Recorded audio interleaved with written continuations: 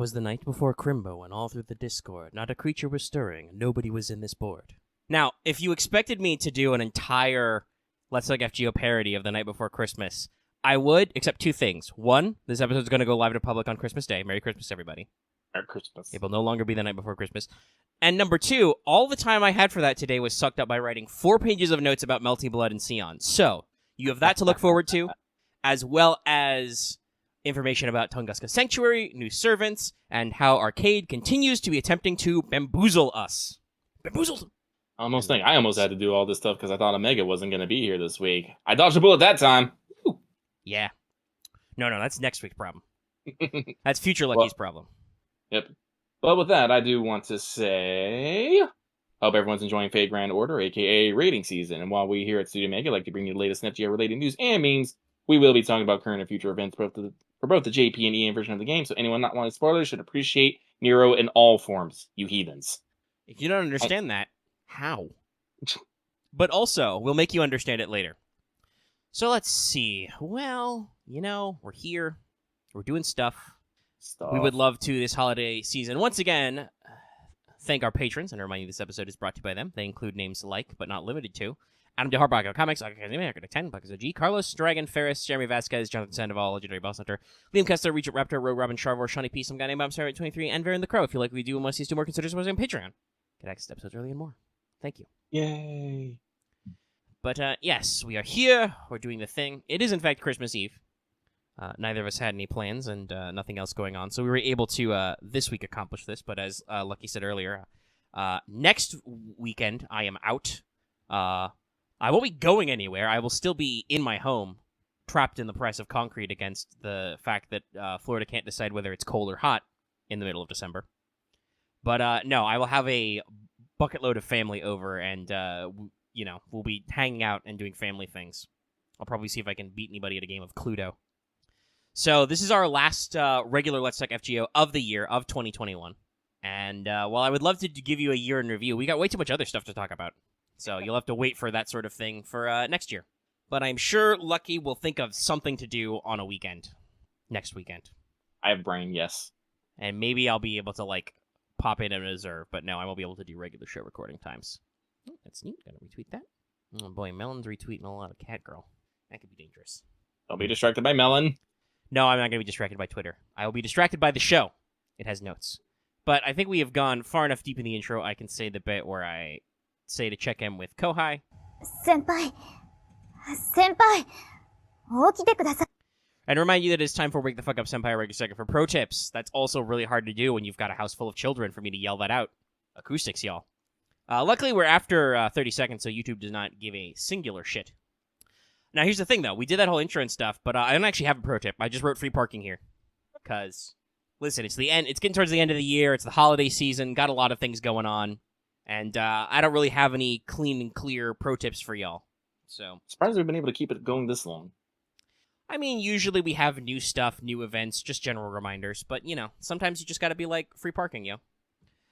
We could always reiterate to you many things that you hopefully already know, such as, GSSR coming up next weekend.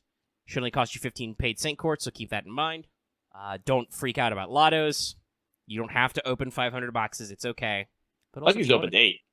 You want to open 500 boxes, go for it. Yeah, I'm not doing too great either. I'll talk more about being in space, but space sucks up a lot of your attention, guys. It's almost like it's hard to live out there. Anyway, we will move swiftly on to Records of the Throne, our regular achievement topic.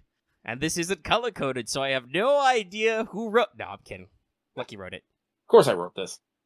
So, MP5 Santa Nightingale Smile Protected. Yay. I have done the absolute minimum this event requires of me. Huzzah. Also, your boy Mandricardo Smile Protect. Nice. I am spreading my EXPs out relatively evenly through my servants who weren't quite all the way leveled up. But I don't have any real achievements. I already talked about having my Nightingale Smile Protected rights away. And I was able to immediately have enough currency to NP5 as soon as they let me, so... Woo! Yay. Yay beans. But I do have a kind of, sort of, not all the world's evil moment. I don't really know if this goes in this category, but I personally have been experiencing a little bit of dying doing this lotto farming node. Because nobody's putting CEs with 50% batteries on their sabers. Well, on their AoE sabers anyway. I've noticed several Nero Brides with MLB Lotto CEs. I appreciate the thought, guys, but that's not really very productive. Oh, that reminds me. Let me put my Arturia with the MLB K-scope on there. Maybe I can turn this into a general evil. If people aren't getting enough Lotto CE drops to MLB, that is kind of bad. People should get more. Delightworks, why did you curse us to this hell? I don't know. I've seen people in our Discord talking about, oh, this is my 8th drop. I'm just like, listen here, you little shit. Yeah, some people are very lucky as always. Like, I got one, like, immediately, but I've only gotten, I think, like, 2 through the whole event. I have, like, 1 extra drop. That's better than the times I've gotten no drops at all, but it's not as crazy as other people, you know.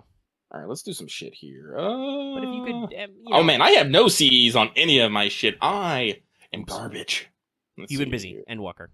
Let me see here. So let's throw NP5 Arturia and a K-scope. Then we'll put my level 100 Tomacat in Berserker. Give her a K-scope. And if Yodel out there are wondering why is Omega being up about, you know, AoE sabers? Well, there's only one AoE saber on the event, which is Jason, and he's only really good for clearing that first wave. And the primo strategy I've been experiencing is noticing how certain Buster Sabers like Mordred and Artoria, who I still don't own a vanilla Artoria, by the way. Those of you with NP5 out there, you could share. Thanks. And I am sharing.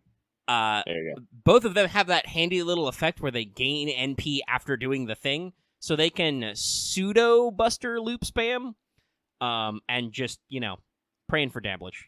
Dabblage. Because, like I said, I mentioned this off mic when I discussed why I was having this trouble. I have a decent handful of AoE SR sabers, but as is usual for this Lotto node, like there's like a 90k demon in the back half who will eat like an NP from a high level Artoria anyway, a high level SSR.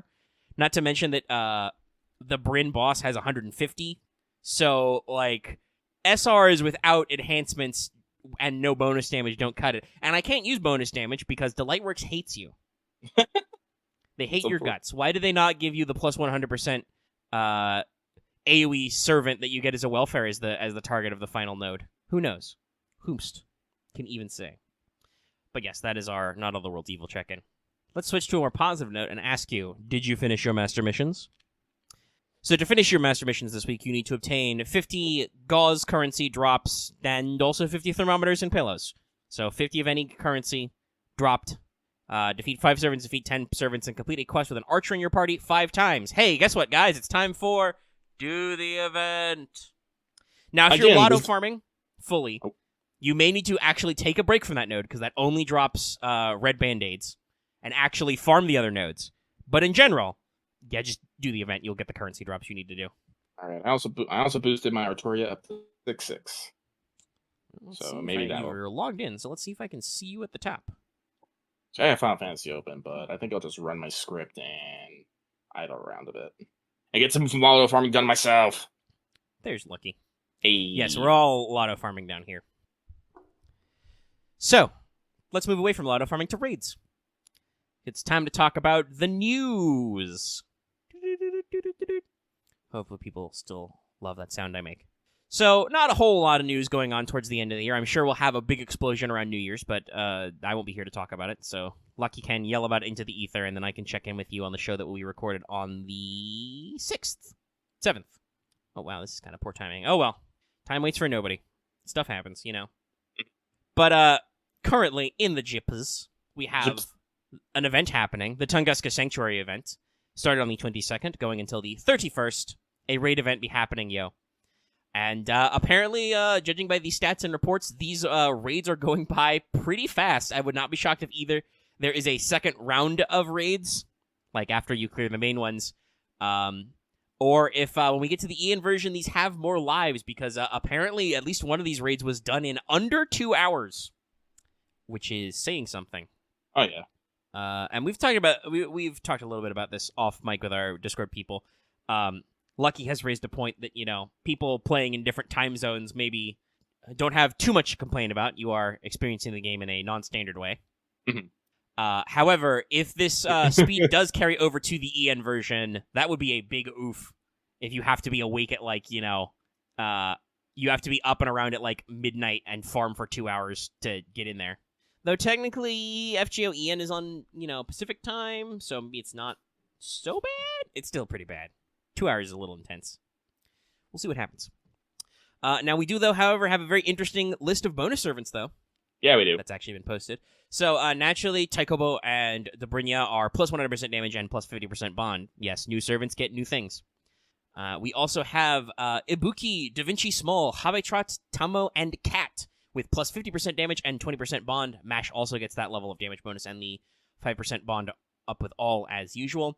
And at the lowest level, we have Benny Enma, Barghest, Vishra, Tamalancer, Melusine, Jaguarman, Red Hair, Miss Crane, Kyokoyo, Asterios, Lobo, Gorgon, and Summer Kiara getting 30% damage and plus 20% bond. Very interesting. I also believe that there is some weird, there's some funny, like, story cameo things from, like, Habetrot and stuff. There's some, like, weird stuff you can do. If I remember correctly, I think if you activate Mash's first skill or something, Habetrot just busts out and fires off a gun. Yeah, I think it's only, I don't know if it's in, like, the farming quest, but definitely in the, or if this even has farming quests, I don't know. I think it's just, it might just be raids and main story. This event's very interesting, guys. Let's just put it that way.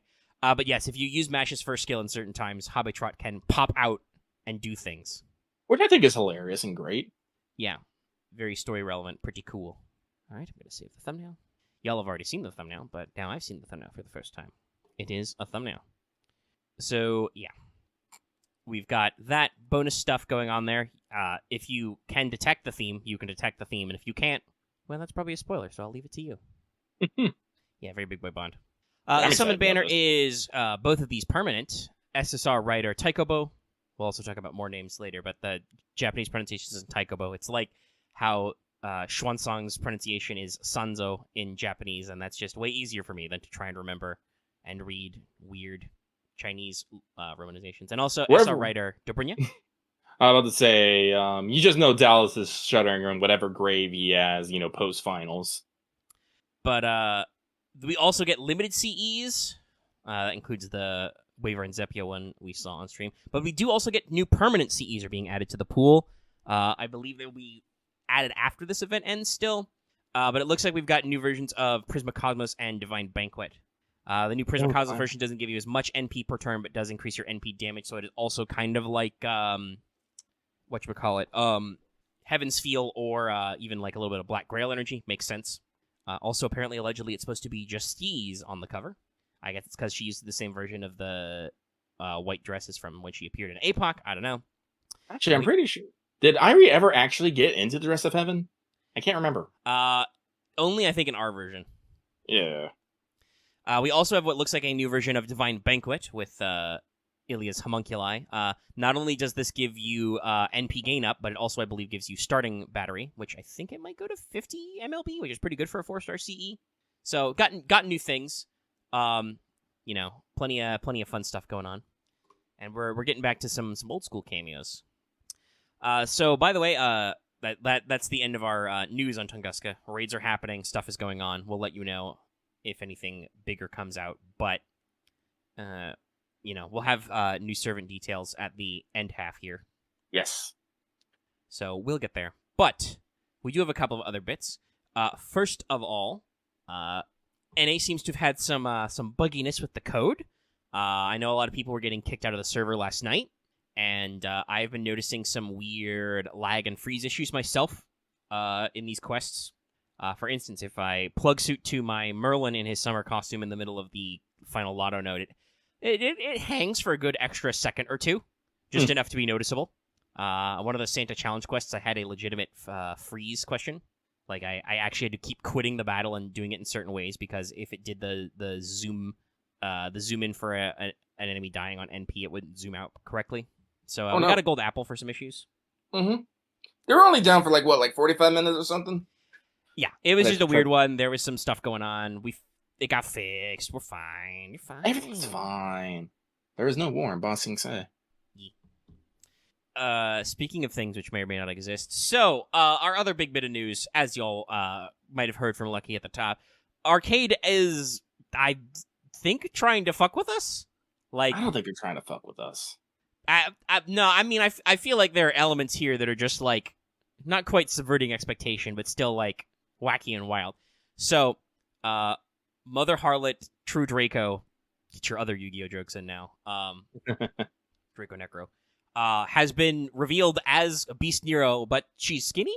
She's interesting. Umus are reduced. It's weird.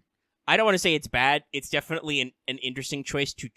It's also very weird to be like, this is like. I think the Type Moon Wiki even says, it's based on young Nero Claudius, and I'm like, how can you tell though? Nero was already only like 4'11". She's already so short.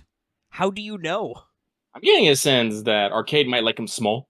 I mean, it definitely seems like they're doing some themes with their beastie stuff. No word as of yet if there's like a big Nero at the end of the rainbow. There was a sprite edit of another piece of art that Wadarko drew, but that is an edit. It is a Photoshop, not correct. Also, she's wearing like Nero's swimsuit design from Extra, which is just stringy. It's just I don't know. Like I said, this design isn't bad. It's just like there's a lot of weird callbacks and not callbacks. I like the 3 crowns aspect. That's been hinted at since Summer Nero. So like you're doing interesting things, but I'm definitely a little just like, what the fuck is happening? I also have these thoughts because this is one form of Beast 6, the Beast of Revelation, obviously being Mother Harlot, and I'm like, that's like our second to last one. That's just before 7. So like, but they're in Arcade. They're like hiding out from us in Arcade. What does this do to the continuity? I don't know. Anyway, Noah is a Nemo Face News at 11. I feel like every single person predicted that one, by the way. But nah, this is definitely getting into parallel world theory.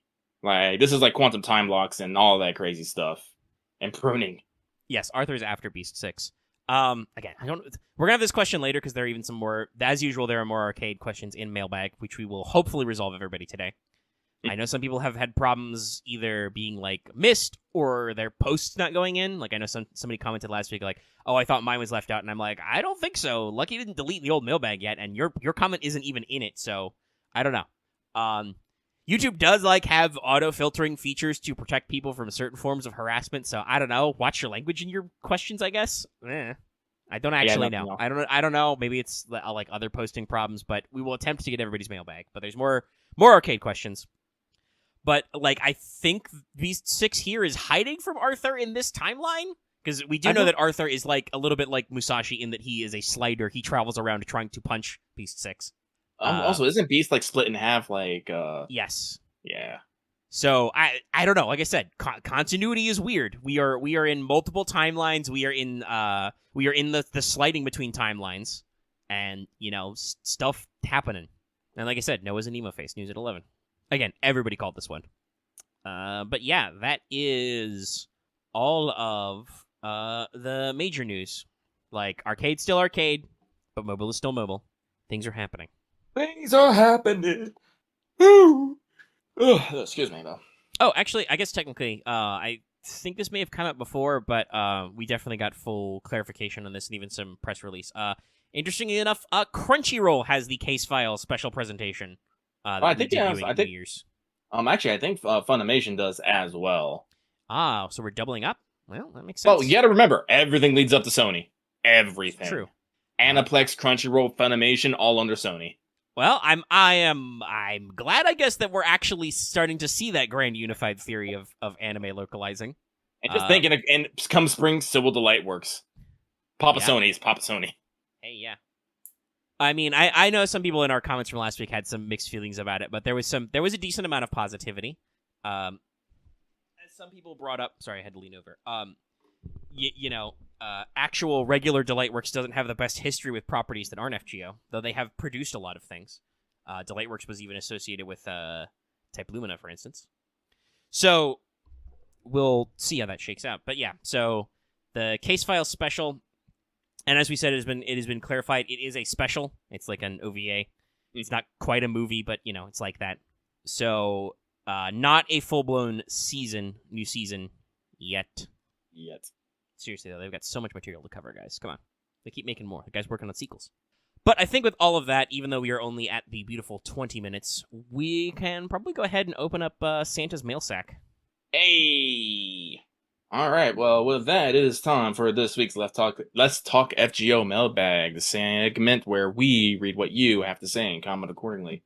This week, we have a whopping 21 submissions, and I'm pretty sure we can get through them all. So without further ado, I'm pretty sure Let- 2 of those came in while we were recording the show in those first 20 minutes. I will be nice. I will be nice. I will refresh.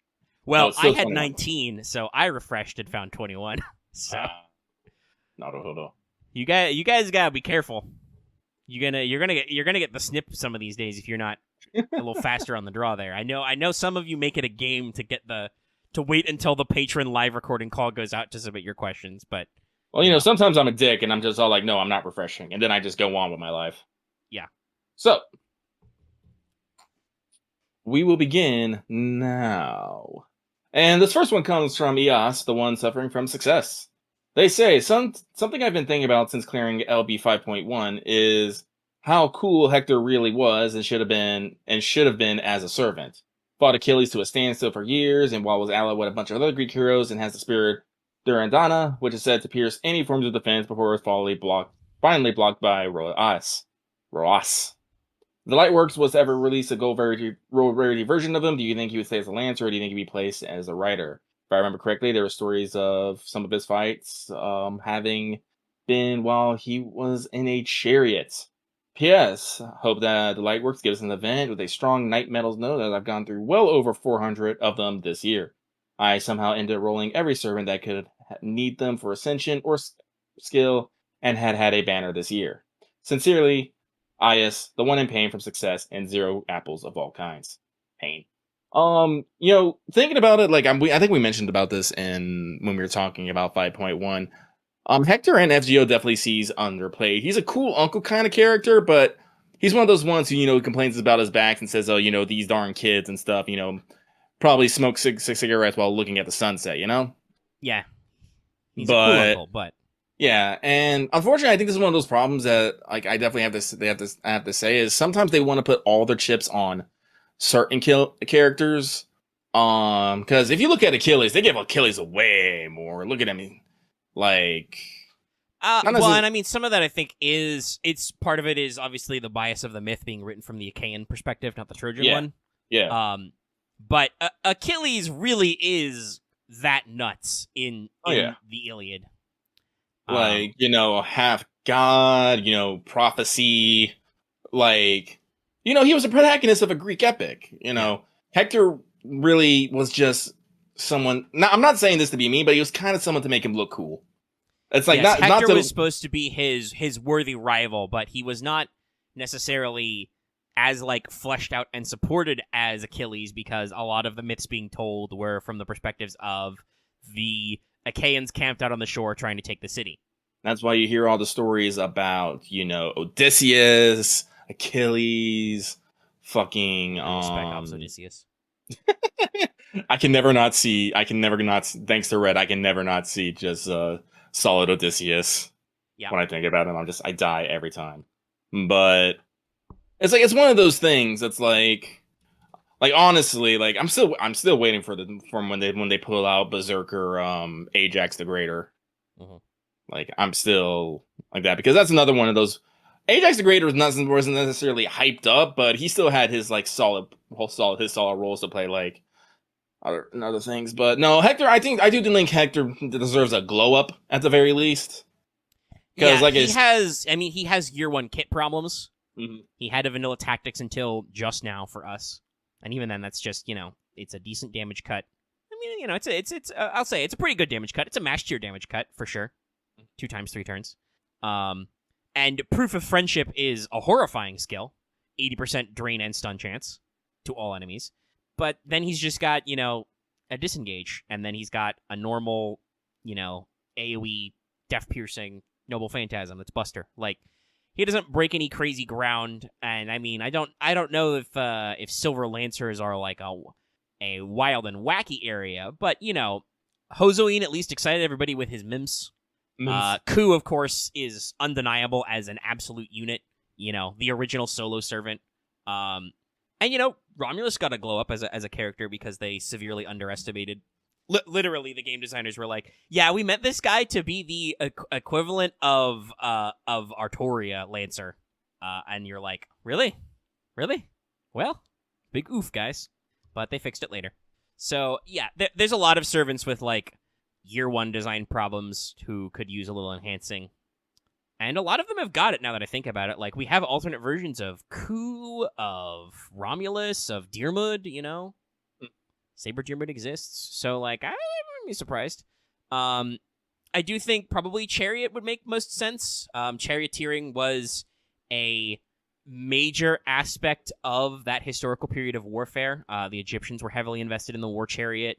I believe the war chariot was central to like Mesopotamian strategies, and it was certainly would have been the historical infantry advantage for the time period when the actual like Iliad and stuff were supposed to be set, as opposed to the phalanx and the shield wall tactics that came later that Greece is known for.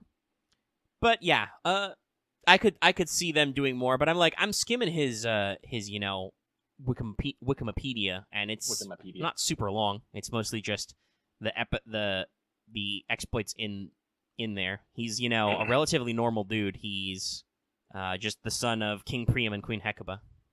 King Priam. That's that thing that. Oh, okay. I mean, it's allegedly, you know, there's it could have been, because this is the absolute state of Greek mythology. You know, King Priam's wife and Hector's mom could have banged Apollo to have him, so he could be part Apollo, which would be a higher tier of god. But since Achilles' mother was just you know, a nymph, descendant of our various nature deities. But Achilles was also, I was going to bring this up earlier, Achilles was fully tooled out in, you know, the best shit the Greeks had to offer. He had his father's spear from when his father was an Argonaut. He had, you know, divine horses, his chariot. He had armor and a shield made by Hephaestus himself. Mm-hmm. You know, he had the bang on gear, whereas like technically I don't even know if it was it called actually referred to as Durandina in the Iliad? No, Hector was just a cool dude that somehow stopped Achilles. Yeah, somehow. So, you know, he was the greatest warrior of Troy. Troy's greatest home son. You know, it's a good match. I mean, it also helped that there was a lot of times Achilles was just brooding in his fucking tent, though. Well, that's because this is the advantage the Trojans had, is they were unified. King Priam had like 7 sons who were all on the same team, whereas like it was historically, the Achaeans were a league of city-states who were all only... It was basically like the mythological equivalent of World War I. They were all treaty-bound to protect the marriage between Helen and her husband, but they didn't like each other, and all had their own issues, and none of them wanted to be there that long. And at certain times, only some of them were actively trying to finish the war. Like, as befitting the guy who was probably their keenest commander, I think Odysseus was the #1 guy concerned with actually winning the fucking war and going home, like, all the time. He just wants to go home and bang his wife, y'all. Well, and see his son, because his son isn't... I think his son is like an infant when he leaves, and then he's gone for like 20 fucking years because the war is like 10 years, and then he's lost at sea for another 10. Sucks, dude. He just wants to go home, okay? But, like, Odysseus is the one who consults an oracle, and the oracle is like, yo, bro, you cannot win without Achilles. And he's like, well, where the fuck is Achilles? Dude's hiding. All right, let me go to this island. Hello, your majesty. I have heard that the young warrior Achilles is hiding amongst, disguised as one of the hangers-on of your daughter. I will now present them arms to see which one falls for the bait. Oh, it's that one. That's Achilles. Also, by the way, Achilles' son was conceived of that time Achilles was disguised as a girl, hiding out because his mom didn't want him to go to war. That's Pyrrhus. Named it for one of Achilles' epithets. Inherited his old man's armor after the war. Interesting. Also, I think he got Heracles' poison-tipped arrows. Dipped in that Hydra blood. There's a lot of little notes and stuff. If you follow the Odyssey and related myths, Odysseus also spends a lot of his time lost at sea running down errands from the end of the war. Like, I don't even know. That may even be something like Achilles' shade says to him when he goes down to the underworld. He's like, yo, dog, make sure my son gets my armor. And Odysseus would be like, what the fuck did you have time to have a kid? Oh, right. At the time, you were disguised as a woman with a bunch of other young women, and you're fucking Achilles. Duh. Listen, you can't put a Greek hero in a room with a bunch of girls and then not have anything happen. Well, especially when you're Achilles, you know. future greatest hero of Achaea, and you're laying low. I don't know what the king was thinking. Listen, Greek epics, they're horny. They're horny on main guys. They really are. Yeah.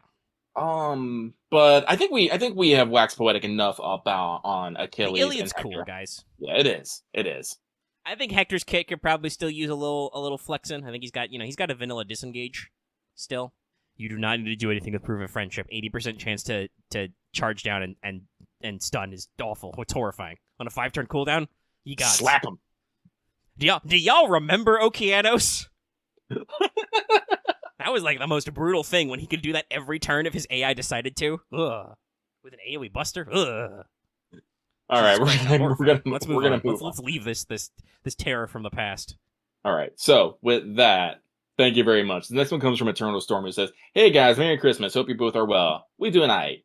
Question: have you noticed a time immediately after its release anyone not use a 5-star? Thank you both for doing this, and good luck on your GSSR rules." I'm not sure I understand the context of the question.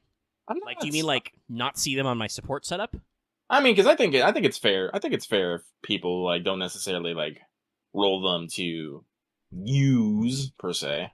Like, oh god, like you know me, I'm horrible with this. Mm-hmm. I got a Reynes and a Bradamante when I was and something else, but I can't remember. But they're still level 1. My list of GSSRs is just continues to grow. So well, that's true. Yeah, Europa's a fair dinkum. I know some people have rolled for her, but also we are in the middle of an event, so I don't know how much you're checking non-story support. I do not think you would put a Europa on support when you could put, like Astolfo on there instead. Well, yeah, Astolfo, like Santa. Like, listen, getting like was it like 50% gives Santa Alter a hell of a kick. Yeah, because she's still got that great NP modifier from being an altar, a saber altar. So her kit may be bad, but she's got a mana burst and she's got a crazy high NP multiplier. And if you've got her at NP 5, hopefully. So go farm. Oh, jingle. Nuts. But yes, I do believe there are definitely times when I think I've not seen anybody, but that's also could just be my support list, my support setup. Just the other day, I had to trim slots. I cut out 10 people who hadn't logged in many, many, many days, maybe even more. My friend slots have slowly been filling up since I didn't tell anybody my friend slots were free. So, but without more specificity to the question, I'm not sure I can give a better answer. Yeah.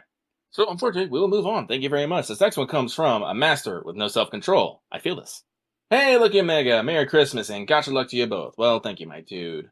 My question to you is whether or not mobile has any chance of getting Noah to fill the spot of Grand Rider like in arcade. If not, do you have any ideas for potential candidates that we might be getting instead?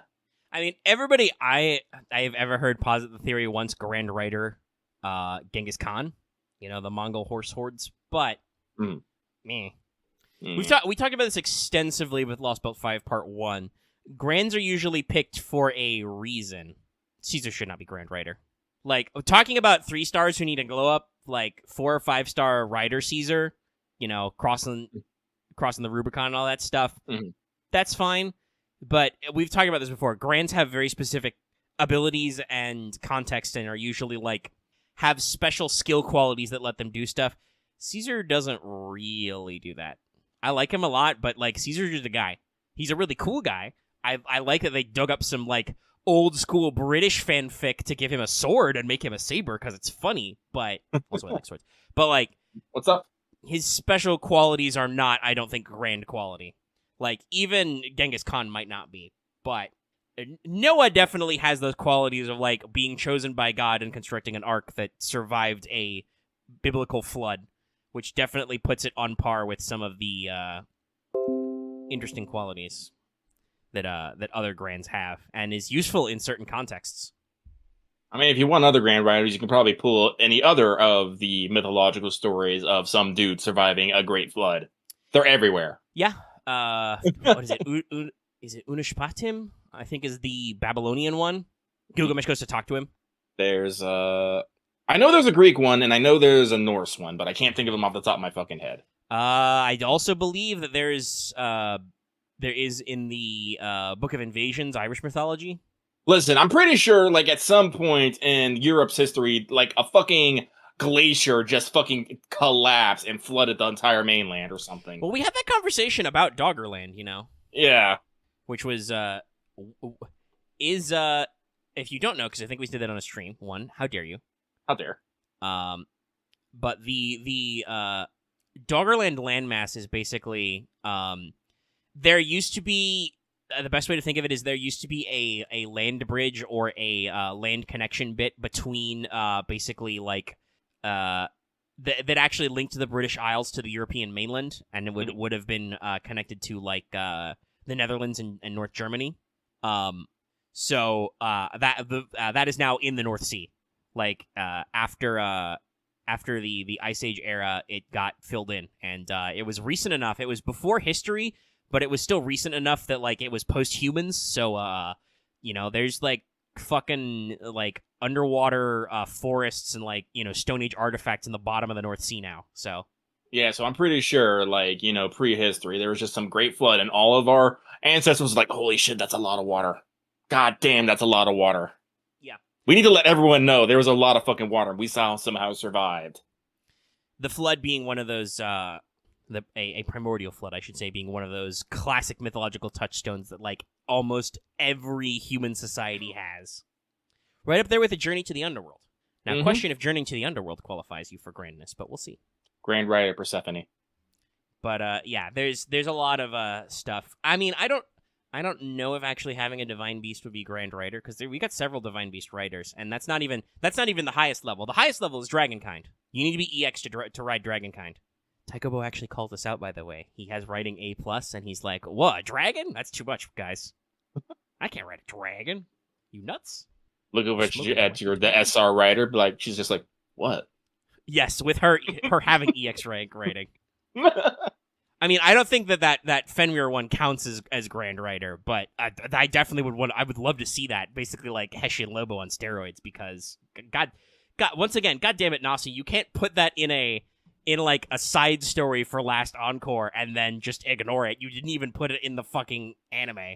You just had him exist and then stopped. And we know some of his skills because Searcher Fenrir. Neil Armstrong, Grand Rider.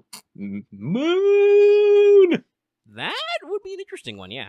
Like, I know it sounds weird. He'd probably be a very weird Grand Rider, but I think of all the things. I mean, when you talk about Voyager of the Stars, Pioneer of the Stars stuff. That's and even Voyager himself has Voyager to the Stars, which is his version because he's the fucking Voyager probe.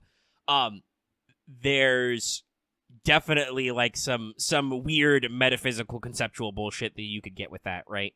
Right. So no, that's probably it. That's Neil Armstrong just being an aggravation of space. Mm-hmm. Well, I mean, I think Genghis Khan has an interesting conceptual thing because we talked about. Most of you, I assume, know that story that they did a like mitochondrial and genealogical typing and found that a shitload of people have a genetic link back to Genghis Khan because that's how far the Mongol Empire spread, and how much fucking he did. So like, there's possibly some weirdness there. No, Legendary, we're actually talking about that. That was the literal question. The question you missed that you weren't paying attention to was somebody asked, do you think we'll get Noah in mobile? My answer is, I don't even know if we technically have... I don't think Noah is summonable in arcade. He just exists. Or possibly Chi? I don't know. It's a Nemo face thing. So it could be either or. They're wearing a lot of layers. And then the question was, will we get a different Grand Rider candidate in mobile if not? Because timelines, slots. The fact that everybody and their mother says they can be Grandcaster, but do we actually have Grandcaster? No. I bet they are actually just saying it for Abe no Seme. I mean, that would be the big one. I mean, we've got like arguably both Merlin and Taikōbō are like other cultural equivalents to Seme. Oh yeah, and he would have the clairvoyance needed that we know is the qualifier. That's one of the things he's known for. One of the ways he dabbed on Domon. If you guys don't know that myth, I'll tell it right now because we're just in full-blown faff. It's holiday story. So in the Onmyo department, Ashia Domen and Abe no Seme are competing. They're fighting about stuff. They don't get along, even though they should be like brother disciples. They arrange to go to the Emperor and do a clairvoyance contest. And Domen cheats, and basically the contest is, this is a classic from these sort of things. In this box, Tell me how many. We're gonna have a servant put oranges in the boxes. You tell me which one's in the box. Clearly, if you're that high level, you can predict what's in these boxes. So Doman cheats. He bribes the servant to tell him how many are in the box. So he guesses what should be the correct number, and then Abe no Seme rolls up and it's like, the box doesn't actually contain oranges. It contains rats. They open it up, fucking rats come out because magic. That's how good Abe no Seme is. He not only can tell that Doman is cheating, he changes the rules mid-game. That's pretty good.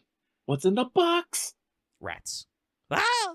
That reminds me, I should start a Plague's Tale Innocence. I got that. Anyway, so with that though, moving on up. Also, don't think. Don't listen to people who says you can't be a grand if they aren't combat happy. Those are people who just want meta things, and they want their servants to hit really fucking hard for whatever ungodly reason. No, we've talked about this. The qualifying as a grand appears to require very, very specific skills that let you do things. Like Orion seemed to be for his, mythical hunting ability. As in his mythology, he claims to be able to hunt literally any animal. I talked about it in the one, and that's why in Subversions Gaia actually sends the scorpion to kill him, because she's concerned because he says he can hunt literally any animal on Earth. Your boy Gramps is possibly literally the angel of death, or at least can call him up on his phone. All of our Grand Caster candidates appear to have some incredibly high level of clairvoyance to, see the future and the present and the past. Mm-hmm. Shit like that. So, surviving a flood probably counts. And remember, the core FGO spoilers are still core FGO spoilers.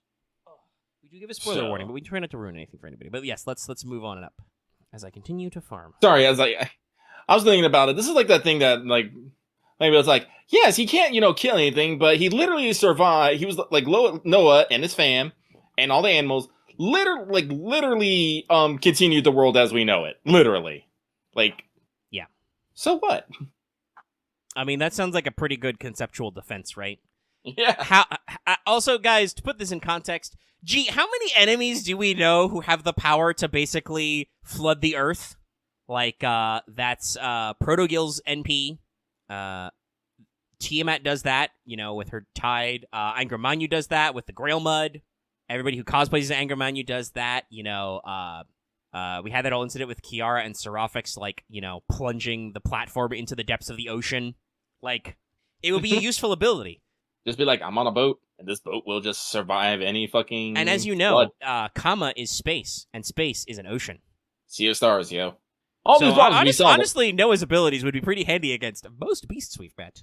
Just rub a little boat on it. Be great. Be fine. Oh, okay. So, I'm gonna keep us going. Yep. We're gonna keep on keeping on. So, this next one comes from the Abandoned Warehouse, who says, Merry Christmas, everyone. Happy holidays and easy farming.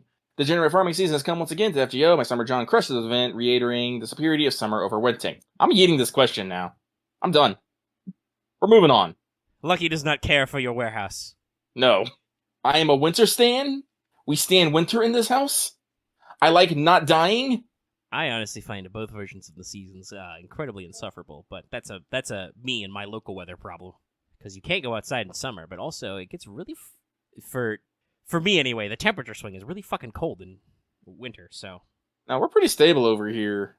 Like, we're getting cold. Like, we might be getting snow this weekend, but guess what? I practice proper layering and, all that crazy stuff. And I run a lot of electronics in my room, so it's always warm. It's too warm. My room is like several degrees warmer than the rest of the house. I mean, yeah, I'm running a fan and an air filter.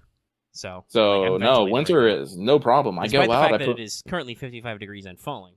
Mostly, I just in Florida have the problem of the temperature swing. Like, literally, last week or 2 weeks ago, it was hitting highs of 80 degrees, and now it's, hitting, 40-degree-ish temperatures. We'll get a couple of, below freezing snaps. So, it's just guys, dear Mother Nature, could you make up your fucking mind, please? Help me out here. Nah, in summer, I just die. Like, no amount of air conditioning can ever fully take the bite off. No how much clothes I take off. I have to literally submerge myself in a pool of ice water to regain any sort of normalcy, and that'll just fucking only last for a little while. It's only temporary. Ugh. So, instead of answering your question, we yelled about summer and winter. Yes, we did. And we're gonna move on. So this next one comes from the Tire Boy, who says, "Greetings, Lucky and Omega. Would you guys be willing to do an end of the year community summit?" What do you mean by community summit?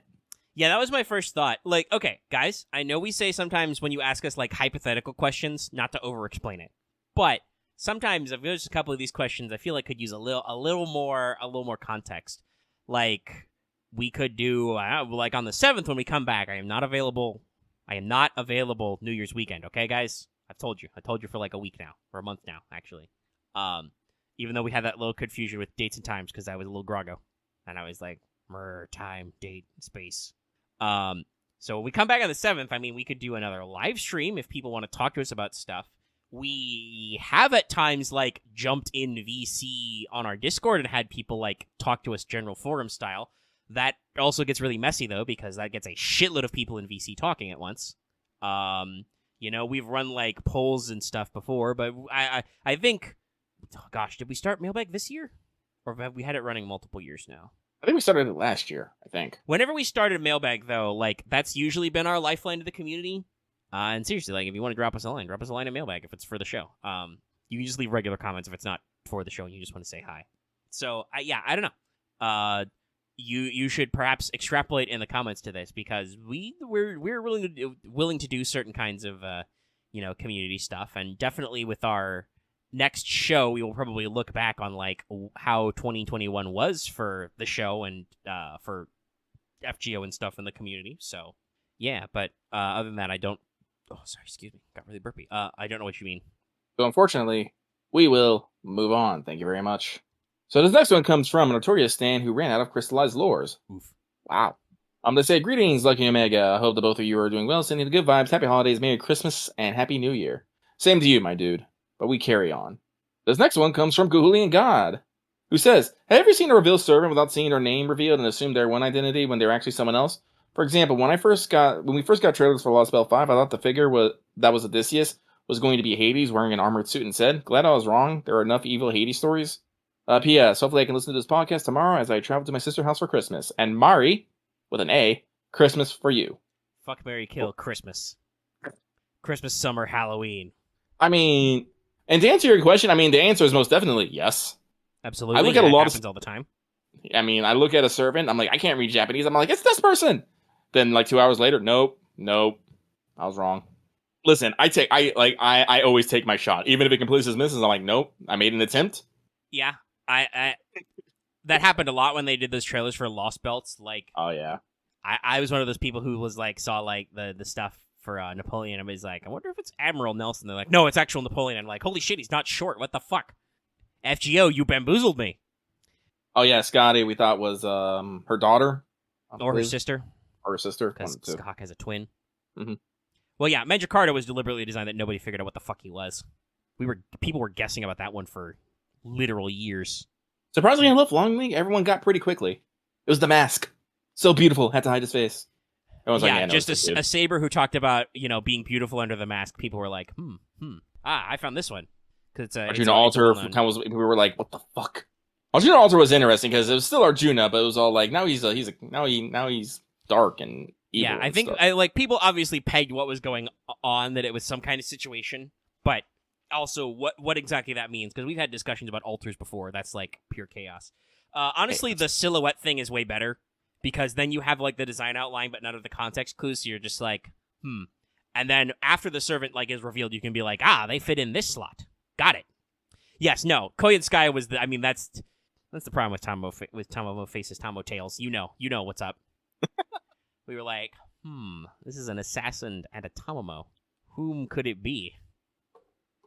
All right, but with this, we will move on. Thank you very much. This next one comes from Master Spewing Ludicrous Limes, lamenting lustful, luscious matriarchs of harlots.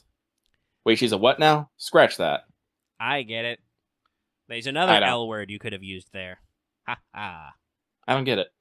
Lucky, what's an L word that is associated with characters of an anime with diminutive, slim figures? Then why didn't they just use it? I think that was the joke. It's a word. I don't like this joke. That's okay. Humor's not for everybody. Anyway, they say, "Hey, Lucky Omega, very Merry Potterumus to you and your..." I feel like yeeting this on just the fact of this word. People get upset that fucking Nero's flat now, yet they just extol the virtues of this tiny diminutive chibi. And it begins. Yep. There's a Padoru. Oh, I mean, the Padoru is super deformed because it can be multiple characters at least. I know, but still. All right. Hey, Lucky Omega. Very Merry Potterimus. I don't like this one, so I'm just deleting it. Yeah. Hey, Lucky Omega. Very Merry Potterimus to you and your families. What wishes do you have for Santa, aside from better gotcha luck? That one's okay. I'll accept that one. My question to the two of you is, with the Honore arcade memes that pop up every time a new server comes out there, which one has annoyed you the most, or which one do you think will grind your gears the most? Did you not listen? Did you not listen to me last week? See what I did? We have this discussion literally every time this happens in arcade. Which one do you think will grind your gears the most? I haven't particularly cared, seeing how much arcade needs to do what it does. Must be its own thing. And I do like the alternate story, but them getting Proto Gilgamesh before mobile will probably leave me a bit miffed. Again, a very Merry Christmas. So this is you basically saying... happened. What? The Proto-Gil thing, that hasn't happened. Well, it says will probably leave me a bit miffed. But honestly, I see this, and all I see is you just basically extolling that you're a good person. Look at my virtue. I don't care that arcade gets good stuff. Is this what the kids call virtue signaling? Yeah. Also, because the answer is most easily Tiamat. I mean... Absolutely incorrect use of that capital E in every time. That's not how grammar works. Oh, they say, again, a very Merry Christmas. But, like, I literally talked about this last week. It's Tiamat. It's only Tiamat. Guys, Like, I'm still not over Santa Suzuka. yeah. Like, again, you know, to copycat what this person's saying is, like, I don't necessarily care that Arcade's doing its own thing. If they get a summonable Nero Alter, Nero Beast, whatever, I'm like, cool, that's great. That fits their own storyline. The thing that only bugs me is they took a character that was present in our timeline and got to summon them in their timeline. Not the fact that, you know, Tiamat exists over there, it's the fact that Tiamat was taken from us. Other than that, they can do whatever they want. Noah, go for it. Santa Suzuka, that hurts.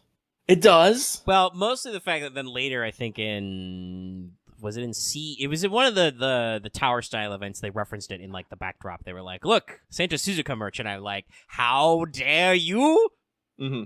How dare?" There's a Suzuka. There's a Suzuka boss in here, and I think that's like talks about being Santa. Nice. I was like, God damn it! I think it was the Akabe event. Well, I definitely know Kama Faces. Kama Faces from the Akabe event. That made me happy. But anyway, no, arcade is fucking fine. Just give me Tiamat. That's all I need. Listen, New Year's will be very interesting. Sadly, that stream will be at 8 a.m., so I don't know if I will be alive or not. What day is that? 8 a.m.? It should be, I think it'll be 8 a.m. on New Year's Day, or New Year's Eve, because the stream is the 31st, so yeah, that'll be the equivalent of 8 a.m. EST, so, like, 5 a.m. for you, big boy. I mean, it's a Saturday. I could do it. I did get up at, like, 5 a.m. today, so I can get off a couple hours early. Is it Friday? We'll see. News desk, tell me how many hours until the thing. I love that our news desk hook now tells us how many hours are going, so do we know when the stream is? Winter Festival, Fate New Year's 2. New Year's Eve TV special will be broadcast December 31st. I'm pretty sure I'm still... So, yeah, it is the 31st, the Friday. Okay, maybe not then. Because I might still have to work. But, regardless, we will move on. Thank you very much. Yeah. This next one comes from He Who Answers Questions with Answerer. Very well done. But they say, question, do you think FGO Arcade Story is a lost spell and will be collated by mobile FGO once the story for that is finishes if it does? I don't understand the grammar on this, but I get the gist of it, and the answer is the most resounding no. Arcade Story is not a lost spell. It's a parallel world. Yes, it is at worst a singularity, but it is probably a parallel world line. Yes, you gotta remember. Lost belts are timelines which got pruned because they basically reached a point of no continuation, either from achieving a perfect world, which leads to stagnation, or a dystopia world, which also leads to stagnation. Yeah. So basically, the only way that the arcade timeline can become a lost belt, is if whatever says the protagonists fail, the world is ended and nothing happened, and it stops. It all has to stop. Which we don't know if that's what it's going to do. Also, I mean, it could also be a simulation. It could be like a construction, but also it's an alternate timeline thing. Yeah. So If you don't understand this, literally play Extella. Everybody play Extella. It explains so much about everything.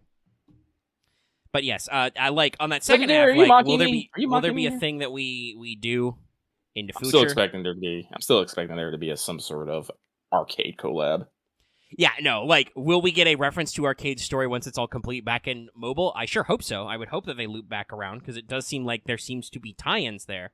But no, it would not be a Lost Belt. Well, we all know it has, because we talked about that in our Lost Belt 5 Part 1 cleanup, because that made use of Extella's main theme at a certain point. Because in case you guys didn't know, FGO reuses a lot of music from older Fate properties you probably don't know, because localization. Localize. Oh, is Extella on sale right now? Damn, Steam. So, with that, though, we're going to move on. This next one comes from a masked man marketing mysterious merchandise. Guys, I do love alliteration. Keep it coming. A question. Dear Lucky Omega, with Christmas time upon us, I hope you're both having a wonderful holiday. For my question this week, in your own opinion, what is the best gift, red quality of life update, FGO has given you? Personally, mine is that we can freely swap between the card select and the skills collect screen in battle. Hope this most wonderful time of the year lives up to his expectations, and Merry Christmas. Lucky gives thanks to the gods every time I can use the back button. Every single time. Yeah, that's what I was going to say. I think the back button, which is what this person is referencing as well. Yeah. The back button is probably the single greatest piece of technology FGO has ever rolled out, because how many times, if you were playing pre-back button, did you hit the button to go to card select and realize, I've forgotten a skill, this turn is useless now. And then if you want to go back, you would do fucking soft reset. Yep. And now you can just tap that button.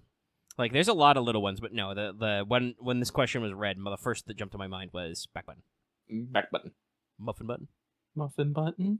So, with that, we're going to keep moving on. So, this next one comes from Rotsiv, king of spending so long reading my Blue Archive girls' B-Day lines that I forgot to read my servant lines too. Hey, by the way, if you log into Blue Archive right now, the girls will tell you Christmas lines. Have fun with that, nerds. So, they say, hey, a couple of not-so-old codgers. I don't know, I'm pretty sure I'm still older than you. Now that my B-Day has passed, and I read my new servants line for this year, and holy crap, I had a lot of new ones, 27 in total, I wonder if there's any other date servants to remark on. I feel like all servants have their lines and thoughts about summer, Halloween, and Christmas at least. Do you guys have any other holidays or yearly events that servants to react to as well?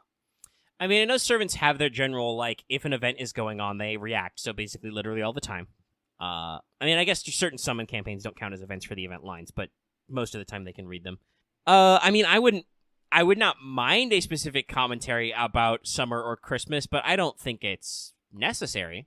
No, like, you see, the interesting thing about summertime is because we get a bunch of summer servants will usually remark upon other summer servants, and that usually fills my summertime feel. I definitely agree with maybe Christmas lines. I could see it. Also, thinking just in general as well about the Japanese community, it is a little interesting that maybe it's because time is weird for FGO now, but not commenting on New Year's, for instance. Mm-hmm. Like, even if it's just like, Happy New Year. But I feel like, much like your birthday, like, servants would have thoughts and feelings about calendar years passing by as well. Now that I think about it, is really interesting about Valentine's, because they get actual entire scenes about it. Yeah. Full-on scenes. Now voiced. It's wild. Though, obviously, some of that is Japan's own version of the hallmark problem of the whole culture of Valentine's, the giving of the chocolates and receiving of it. So, like, it started as, like, just a little thing, but then FGO did a weird thing. They, expanded it to include return gifts, right? Mm-hmm. So, you give chocolates to male servants and get them back. Get back little gifts, and, like, it turned into an interesting, flavorful thing. Actually, I haven't checked. Can you...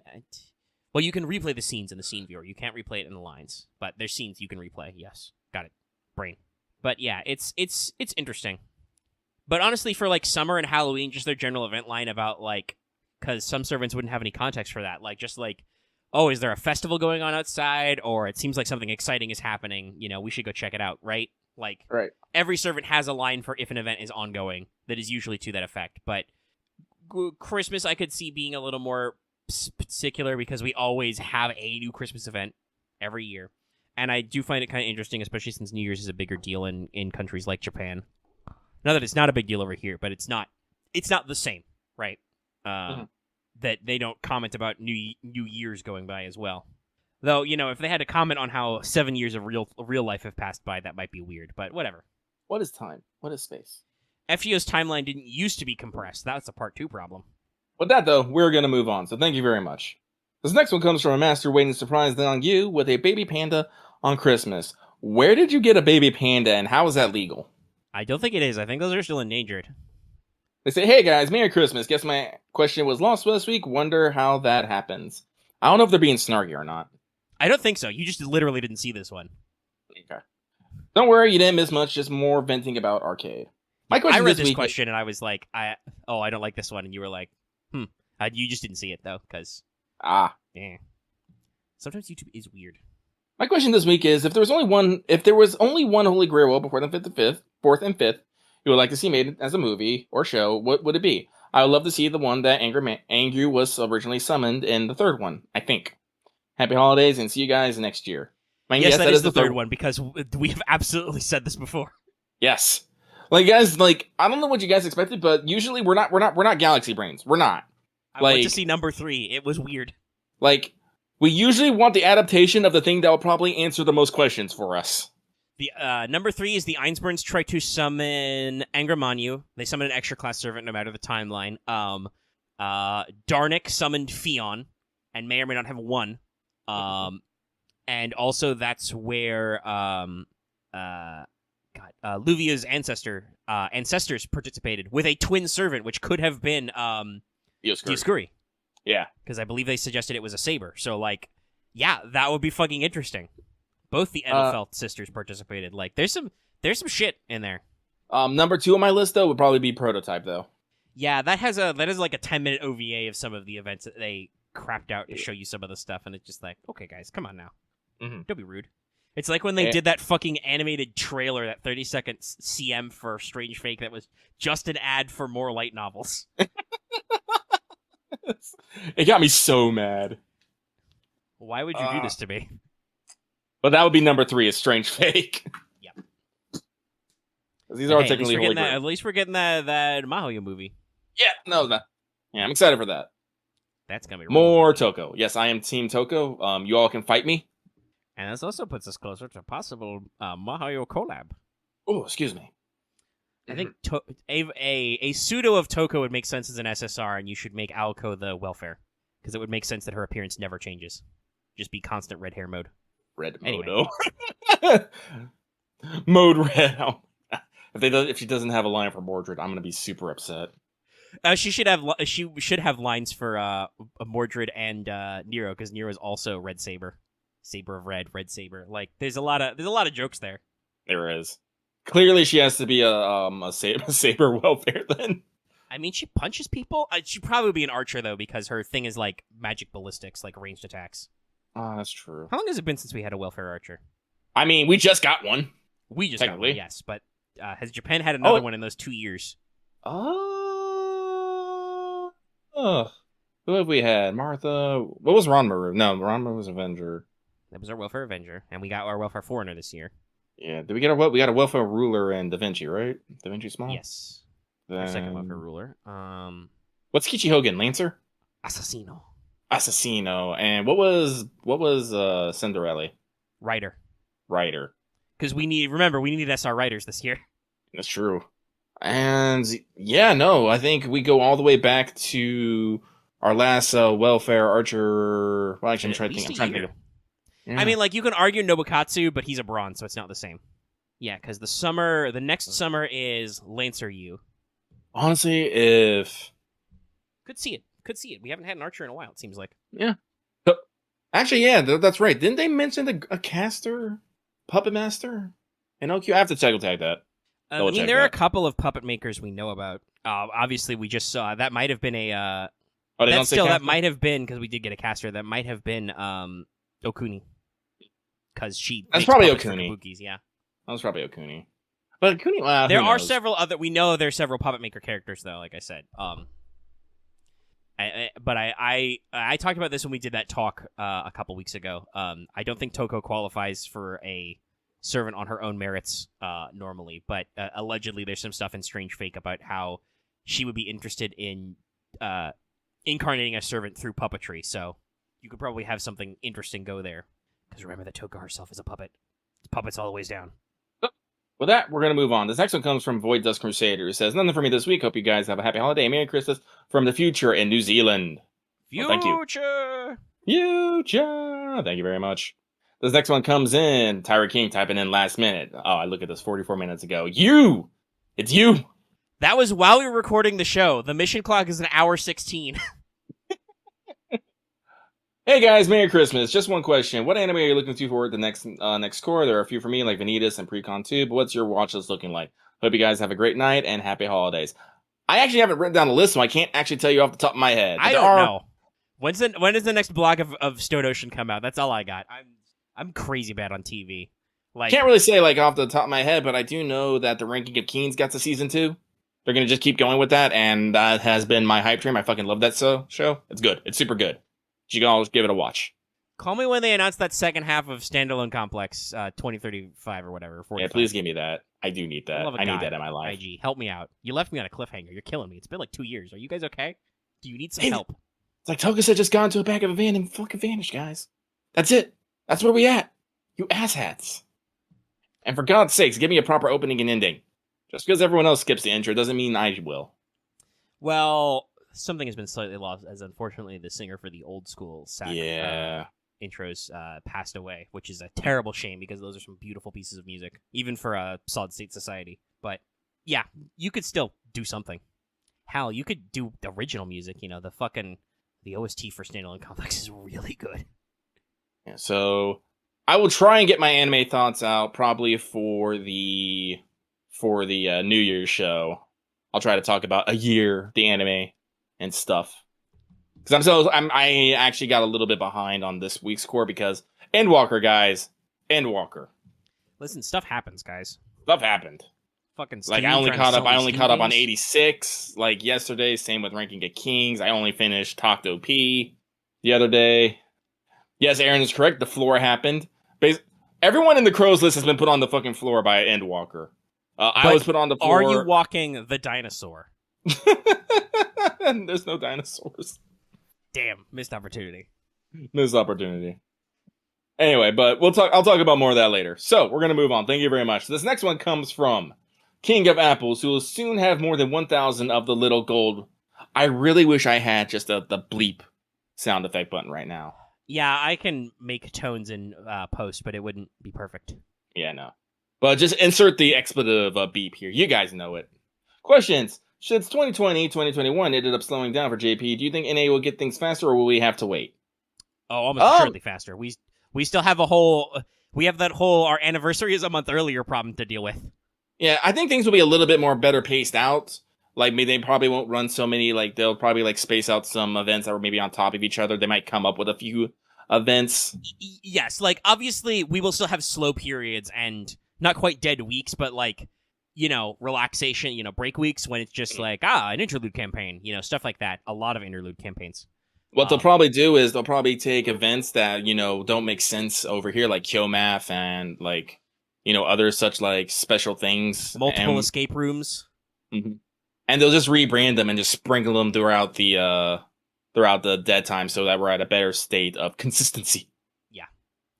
That will make it more rounded as you know, a lot of we'll be running into the doldrums of content as hopefully we are coming out of the lockdownification problem. We still got like 18 variants to get through apparently. Jesus. Yeah, luckily the current one isn't as it is more infectious, but it is not as severe as previous variants. Still, you know, consider practicing basic infection safety, or don't. I recently was listening to a podcast where somebody did some research on the Spanish flu epidemic around the turn of the last century, roughly about 100 years ago, if you believe in cyclical stuff. And guess what? People back then didn't want to wear masks or get immunized either. This was the World War I run, right? Yes, this is the one that happened. The outbreak happened right at the end of the World War. Like, on a lot of soldiers returning from the war brought it home. Yeah, I remember that. I mean, I don't remember that. I remember reading that. Lucky was totally not alive during World War I. Strike that from your minds. Moving on swiftly. So, this next one comes from... Lucky has actually been the end the entire time. He's part plant. This next one comes from Agent 418, who says, "Hello, Santa Lucky and Grinch Omega. How do you feel about being called the Grinch Omega?" I mean, I have made allusions to the Grinch's smile, and I do love that song. All right, well, let it go. With all this quick love and JP, do you think we'll get a quick unit for the New Year's Servant? Probably not. I'm actually thinking arts. I have absolutely no idea, but it is pretty spread out. Let's see. Arjuna and Karna were both bust. Actually, is Arjuna's NP arts? Is Pashupata arts? I don't know. I don't have an Arjuna. Pashupata's Buster, I believe. Right. Yes. Doesn't Arjuna Vanilla have the Emiya problem? Yeah. Right. Okay. Got it. Yeah. Okay. And Karna was Buster. Hokusai was arts. Musashi is Buster. Muramasa is arts. Yang was Buster, or is she arts? She was arts, but I could be wrong. She's very blue. Has there literally never been a New Year's servant who's been quick? Hang on, let me... Quick? She is She arts? is arts. Okay, yeah, so probably arts. Possibly Buster. I'm not saying that quick is right out, but with the Scotty buff, the Scotty We did buff... Scotty buff, and you literally got Taikōbō, who is definitely one of the... Well, he's one of your only options, but he is a very good option for quick AoE Rider farming. And that trait damage means that for specific event farming, he will be very, very good. We'll talk about that later. That's after I feel like this is almost... I don't want to say it's quite it, but it's almost the Europa Drake problem, though. Almost. I think... I would definitely say it's specialization versus utility. Achilles is just a really good generic quick unit, but Taikōbō is a... If you get his advantages to cross over, it is really good. I mean, a new Pretender wouldn't go amiss. We've gone like almost 6 months. I think that's about as much time as it took us for new rulers for new Avengers, and Alter Egos. Of course, were like they got 3 like right away. Well, it's been like half a year since the class debuted. I do think we are due one, but we shall see. Like Moon Cancer took a little while to get going. That was like over a year, I think. It did. And then it took like what, another year before another one came out? Yeah. I believe. Because it was like Welfare BB, Summer BB, Ganesha, and no more since. What about Summer We're waiting for Kiara? our next bullshit. Oh yeah, Summer Kiara, right. That was another year? Yeah. That was next summer. Interesting. So it's only this year we've missed one. Intriguing. So well, definitely, I'll bet your bottom dollar we'll get a fucking Summer Pretender, just because that's the easiest way in the world. But, you know. But we will... We'll see. We will see. We'll see. New Year's is always hype. Yep. So, with that though, we shall move on. Thank you very much. This one comes from Jingle Bell. St. Course remains to be a struggle to maintain. I know this pain. Hey guys, just here to give you greetings for Christmas. Thank you very much. You as well. We move on. Thank you for your Christmas greetings, though. Nearly dropped my phone there. Mm-hmm. By the way, while we were recording the show, I've done 2 more boxes. I am currently in the middle of box 17. Red cards go burr. Red cards go burr. So this next one comes from Moon is patiently waiting 2022. Servants drain her of all her finances. Yes, this is going to be a thing. Listen, I have a feeling about something. I'm not sure. I got a feeling. Ooh. But we will see it, because I have a feeling that this New Year's Servant is going to be a banger. But we will see. I feel, but I mean, we've just had an event that draws parallels to Solomon. I think we're gonna get a big one. So they say, question, hey there, Lucky Omega. Hope you guys have had a wonderful Christmas. Do you guys ever do New Year's resolutions? Like most people aim for weight loss or fitness, for giving them up without a week or something. I do make usual New Year resolutions. Weight loss is always one of them. But this year, as I say every year, this one's going to be the one. Because I literally just passed 280 pounds. I'm just all like, oh no. To me, 280 pounds is literally the limit. I refuse to go up any higher. So I've already started intermittent fasting, and I am looking to change my diet up a little bit. I am also looking into just trying to eat healthier. But no, there's actually a lot of things I'm actually planning throughout the new year. I wouldn't necessarily call them resolutions, though. It's just things. I'm plotting out my finances to upgrade my, not my entire setup, but a lot of my setup. Yeah, same. So I've got bits and bobs I'm looking to improve in this whole sequence. I agree. I don't think I would call it a resolution. I think there's a statistic that people automatically fail 50% of their New Year's resolutions or something. Like calling it a New Year's resolution is such a weird cultural thing that it doesn't always work. But definitely, I feel like when the new year rolls over, and and for us, we get a little bit of infusion of cash because we got a handful of. Last year, we got a lot of people doing annual patron subs. Then, so we should get a healthy infusion at the top of the month. That's true. There was a time period where you were cracking a monster literally every show. I mean, you say that, but remember, Meg, I cracked a monster before the show. Yeah, but that used to be part of the integration, is you would do it every time. Yeah, I don't do it every time. I also had to watch my caffeine intake recently. I for a couple of days last week, I developed a little bit of an eye twitch, which can either mean you're taking in too much caffeine or you're too tired. So I tried to sleep better and drink less caffeine, and my eye twitch is gone. So whatever it was went away. So, I do say I put goals that I usually just set around the New Year's. I don't necessarily work particularly hard on them, but I try to set things out. See, the problem with New Year's resolutions, people tries to get them done immediately instead of setting out reasonable goals.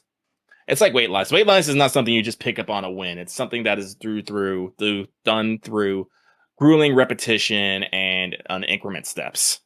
You have to develop it as a habit. Yeah, and my goal is to lose like around 80 pounds by the end of next year. But that's just because I'm at the end of the year and I'm like, oh shit, I need to lose weight, rather than it's my New Year's resolution. So I'm basically planning out for my weight loss plan to take a year.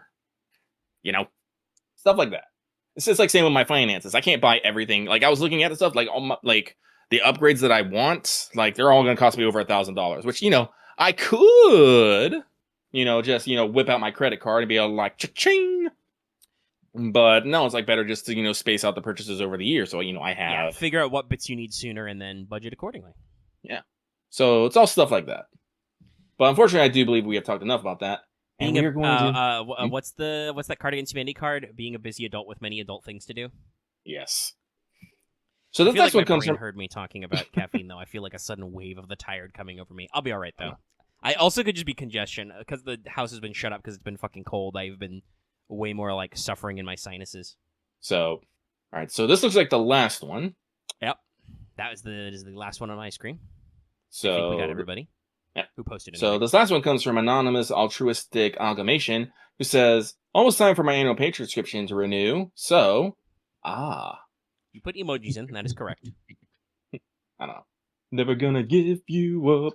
Never gonna let you down. Never gonna run around and desert you. That's it. That's all they got. We also probably could have played those like 3 lines and not gotten copyright gremlined, but I don't know. Copyright gremlining is a fine tactic. Several people have commented. They're like, "How the fuck do you People have asked me, "Hey, how do you get that slip of a dead or alive in Wanted?" And I'm like, very carefully. I have to do fade ins and outs and make sure that there isn't too much of a gap between when I cut it off or when the patron bumper goes in at the front, or when I cut it off at the end, so that copyright doesn't get too feisty about, whoa, this is just a clip of a song you got here, not like it's part of the narrative. Yep. But that's the last one, and I need to step away real quick. All right, let's take an intermission, everybody. We've been doing this for an hour and a half. Christmas break, everybody. Let us resume. Resume the game. So, that was Mailbag. Yay. Mailbag game. Oh, excuse me. Okay, this is the third one. Sorry, I have to activate battery skill, so I had to engage my brain very briefly in farming. Right. Commence going of brr.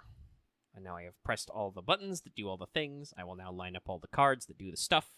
And the battle is won. So, it is time to move into Chaldea Free Talk, our Free Talk segment. First of all, we have New Servant Deets Fish and Jamboree Edition. So, we begin with Taigon Wang, or Zhangxia, or Taikōbō, the Japanese pronunciation, also the name of a character from that one manga, Soul Hunter. It's apparently pretty popular. He is a new permanent SSR writer, a category which has been expanding pretty steadily lately. Next year, I believe, will be, for us anyway, will be Odysseus and Nemo. Is Nemo also that one, or is it next? Nemo's permanent, but... Nemo is permanent, but I'm wondering when Imaginary Scramble happens. I think it is next. Didn't they say like it's like November or something? Yeah, it's a late year event. But like they've been clocking in plenty of permanent writers, which is good because Drake was late and then there were quite a few limiteds for a while. But it's good to expand. So he has moderate attack and HP, rounded hit counts, and a decent NP gain for them. Quick, arts, buster, so that lets you know what you need to know. He is an AoE quick NP, which does bonus damage to divine enemies. This is a flat bonus. It just does plus 150% damage to divine enemies. And it reduces their quick resistance based on overcharge for 3 turns. Starts at 20%. It's only 6 hits, so it's not meant to be a direct looper by any means, but it will clap pretty good. And, of course, obviously, with 2 arts cards and all that stuff, you can probably get your NP gain back to do it again before the quick resistance wears off. Hopefully. So, it'll hopefully clap pretty good. And you begin to immediately see what this guy does. Besides, throw his giant fishing rod at people. So his first skill is a 10 to 15% buff to the party's quick cards, attack, and NP damage. So it does do hit 3 things, but because of that, it is slightly reduced. But it's still the 3 turns. It's a little bit like a charisma. The second skill seals all enemies for 1 turn and gives himself 30-50% damage versus divine and demonic enemies. Those are separate buffs. So if you they add up if you are both, which is a slice. So we'll talk about that in a second. Now his only passive is writing A+. Oh, right, final skill. I misread my notes. Final skill is a 20 to 30% NP gauge to self and a 10 to 20% for party, so 50% total on himself and 20% for everybody else. Only once you're max leveled, of course. Passive is writing A+, like we said.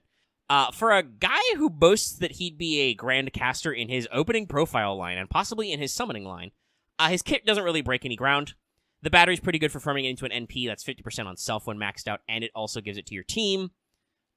His damage against divine enemies is sky high, but that first skill capping out at 50% across 3 buffs means that he's kind of falling into the trying to make those 3 multiply, but as a self-steroid, other servants get bigger numbers, right? So we've talked about this before. In FGO, the way it works is every buff that is a separate type is multiplicative. They are not additive. So say you have, we'll take this as if you had no skill levels on him. That 10% buff on quick cards, attack up, and NP up.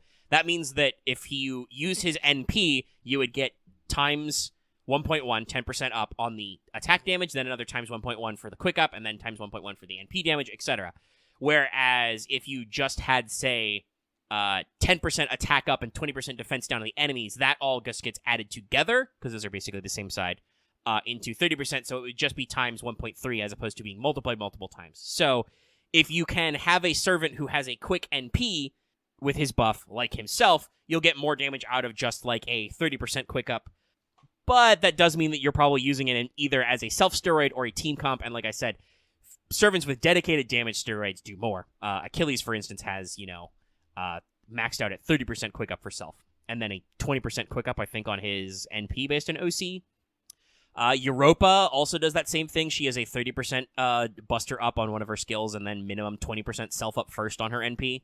So basically, if you max his second skill, Taikōbō gets the equivalent of class advantage against any enemy with the divine trait if both of his skills are up. God help you if they're divine and demonic. Again, we'll talk about that list in a second. There are actually a few servants like that, and a couple of enemies. So he can be used in more situations than you'd think just from his normal class advantage type. So I think he's a solid guy. Like, I don't want anybody to be like, oh my god, Omega said Taikōbō is bad. No. This is a very solidly designed servant. I don't think there's any flaws in him. I just would say I don't think he has the generic utility of, say, an Achilles, or in terms of pure farming, Drake. Drake with buffs has, like, as many damage steroids as this guy does, and she gets, like, the 50% battery, and she can pierce, and you get a shitload of stars for the follow-up. But against a divine enemy, they are not going to compete.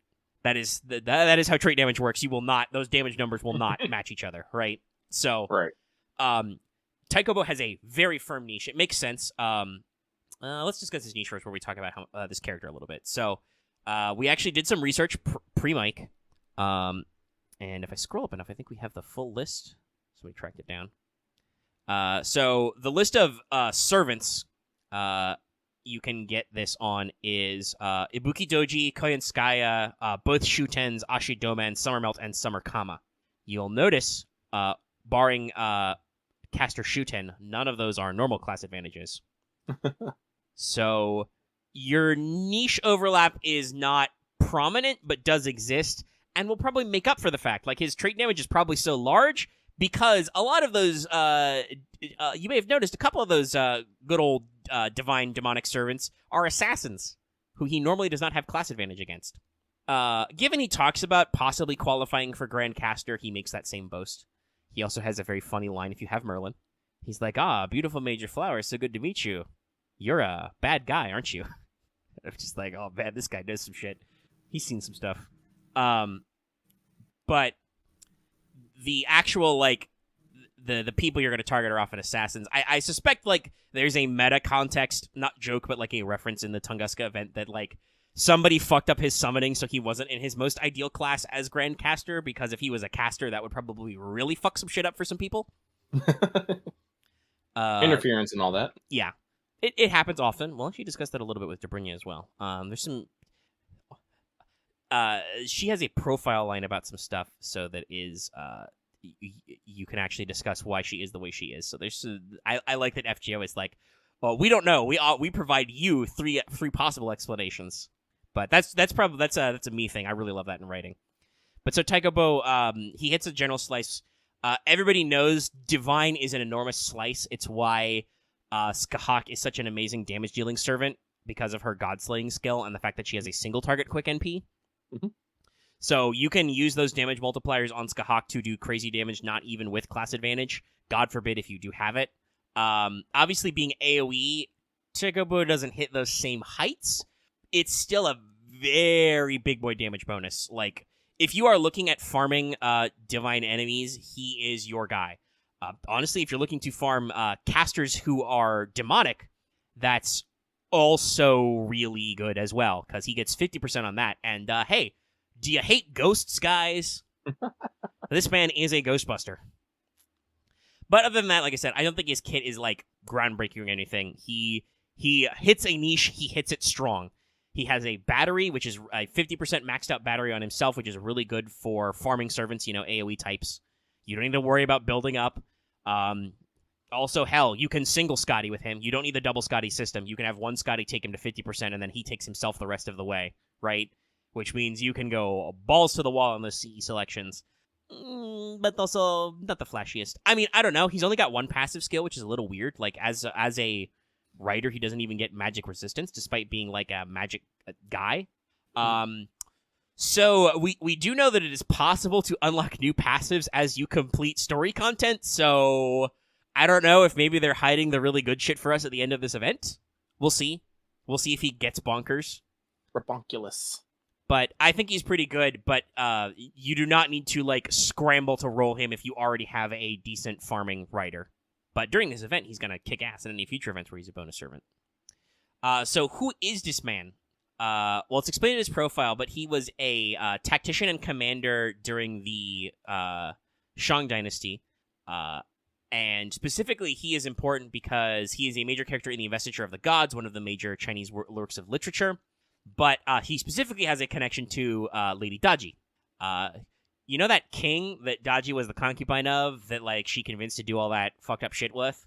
Yeah, that was the king that in history, this guy, Zhang Zia, rebelled against. He was like, I don't like this guy. I'm going to go to this other kingdom over here, and I'm going to help him overthrow this guy. So that's actually historically accurate. And then... Also, like I said, the Investiture of the Gods, he's got a lot of connection to Taoist mythology and folklore that gives him his ability to, rebuke demons and gods and stuff, right? Mm-hmm. So that's where a lot of his more mystical aspects do. But that is also where he has been tied in certain tellings to, like I said, the banishment of Daji as a fox spirit, which was then later syncretized with the Tamo no Mai legend. So, that whole thing. He has many Tamo-related lines. Like, if he sees regular Tamamo, he gets a little freaked out and he's like, I'm sorry, Lady Tamamo. Mistaken identity. I've not seen his voice lines, actually. I should probably look at them. I don't think it's a spoiler. Let me double check, but I will pull it up. I looked at it earlier. Those are translated. No? Sorry, I'm searching my history for the correct way to find this in my history. Okay. Oh, you did it all as one word. Animals. Obviously, the servant has just come out and he's in an event, so we'll skim it for stuff, but, I'll post it. The man even acknowledges Tamo Cat. Mm-hmm. It's great. I feel like I need this character just because he's a Tamamo accessory. Yep. I mean, he seems like a fun guy. He's got a lot of My Room lines. He has questions about Emiya's because of the fact, the two swords. Mm-hmm. He wrote, by the way, a couple of classic. The reason why he's also a famous strategist is he wrote a couple of classical works of Chinese military strategy before military stratagems were considered tactics was a doctrine you could study. Mm-hmm. So he was very foundational in that work of literature, and it's got some really good stuff. He has conversations with Chinese tacticians. He has a line for Odysseus. I like that. He says they want to have a match of backgammon. He seems like a swell dude. Yeah, he's got a sus face, but his actual and remember how people were like, "Oh, he's sus pretender." But no, his actual bonds and stuff are pretty normal. He's got a lot of stuff. One of his Myram lines is, "I am the most famed fisherman. As such, I'm going fishing with you." He basically just "Master, we're going fishing. Goodbye. Let's go." That sounds pretty awesome. He seems like a cool guy. I like him. I'm glad he's permanent. Yeah. Foe tries to attack him. I love it. I love the... Again, he has the same... I'm pretty sure he has the same vibes as Merlin and fucking Abe no Senmei. Yeah, that's the thing. We are very clearly... He is a character in the Chinocentric folklore that is very similar to the roles Abe no Senmei plays in a lot of Japanese folklore, and obviously Merlin plays in a lot of European folklore. I won't even say British because, once again, the matter of France. We shoehorned Merlin into Bradamante and Astolfo because, ooh, he's British. It's cool.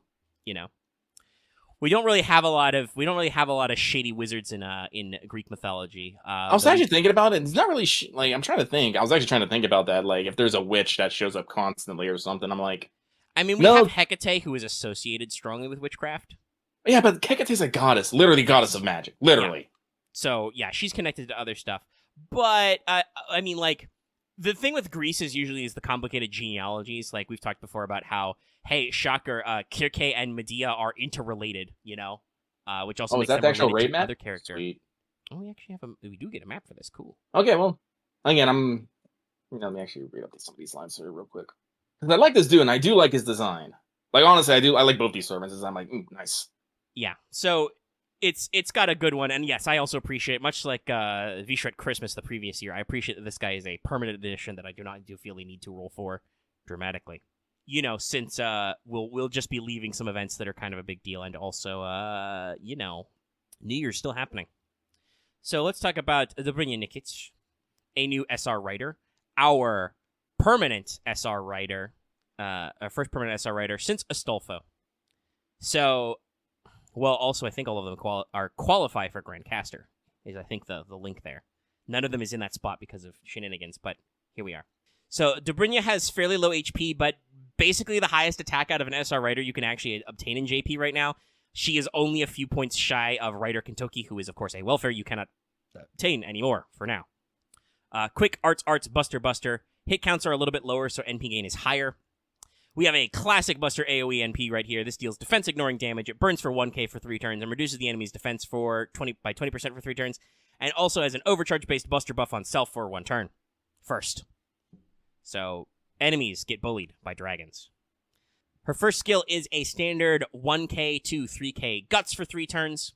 It also gives 1 use 3 turns of debuff immunity and 5 to 10 stars per turn for 3 turns. Pretty standard stuff. Second skill is the usual 20 to 30% Buster and Arts up for 3 turns, and also a self 30 to 50% dragon damage for 3 turns. So did I tell you trait damage was a theme? Big things. The final skill is a self 10 to 20% battery, because the Lyrics realized that more servants need 20% batteries. It's very important. Gives the party 20 to 30% critical damage for 3 turns, and the party 20 to 30% damage up versus dragons for 3 turns. Can you tell she fights dragons? Passives are Riding EX and Magic Resistance A. Considering we haven't had one in a little bit, as a permanent even, always available. Well, I'll talk about that. There's actually a profile translation for this. People are debating Dobrynya's character. So considering we haven't had one of these in a little bit as a permanent addition to the team, Dobrynya's a very solid SR writer.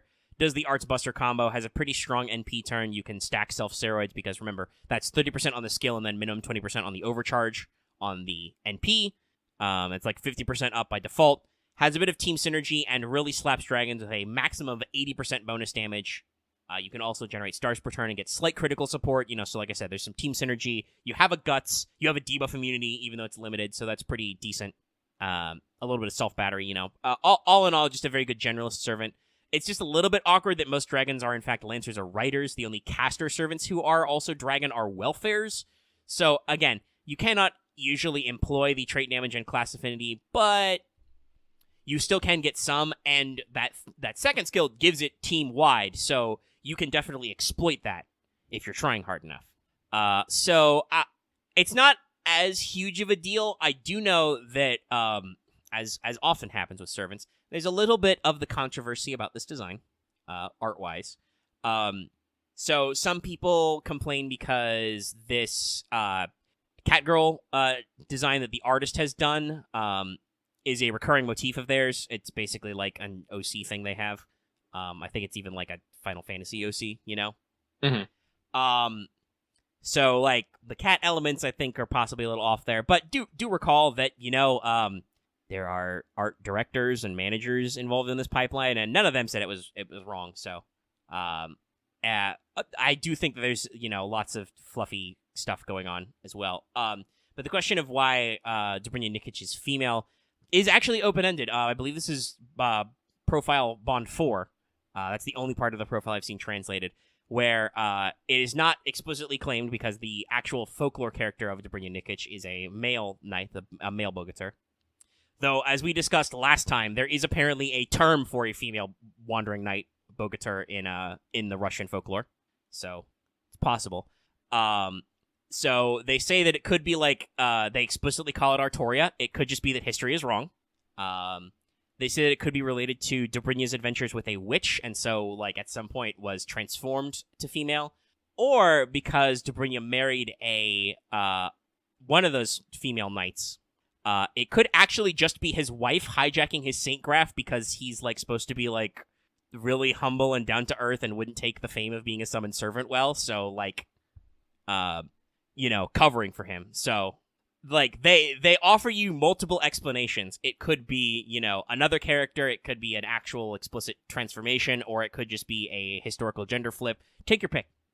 And I mean, I know some people would be like, well, why not the big giant Russian lumberjack man? I mean, like, okay, guys, you got to be careful with these kinds of things. Do you want stereotypes? Well, they can't get sick of gender flips. That Fate does that for a reason. Also, it's Fate. If you're sick of gender flips, get the fuck out. You should have been out of this franchise since 2004. Sorry. This is one of those, like, even as a dirty tertiary myself, I can tell you, guys, you've missed the point. We have Ivan, you know, big mammoth man. Yeah. And I mean, okay, yes, he's a mammoth and an iceberg, but he exists. Anastasia, of course. There are a couple of other Slavic influences as well. I mean, we also have Rasputin. Yes. Obviously, he's hijacking Kyrie, but if he was actually Rasputin, you'd be able to tell from the character design immediately. I'm pretty sure Rasputin is in that new Kingsman movie that's going to come out, because I saw just a fight scene as an entire trailer. YouTube ads, what the fuck? But Wasn't that just Rasputin? I thought that was a movie called Rasputin. No, I'm pretty sure. I think it was the Kingsman thing, because I've seen the clips in other trailers. I'll have to double check it. Because I did see. If there is a ballet dancing sword fighting Rasputin movie on its own, I might have to go see that anyway. Oh, it's the King. It is the Kingsman. Yes, got it. Okay. Yeah. So like, and he's got the fucking Rasputin look, right? Like, yeah. So does Kyrie. I mean, the man was. I think Kyrie is missing a heart since Fate Zero. He is literally walking around with no heartbeat for 10 years. So there's a reason why they're compatible vessels. But like, if you did just Servant Rasputin, it would be immediately obvious. Everybody would know that motherfucker. He'd be like, spooky tall giant beard. It's Rasputin. Oh, Rasputin of the Russian Queen. That's goddamn Bonian. Yes. Also, you know, a byproduct of classy music.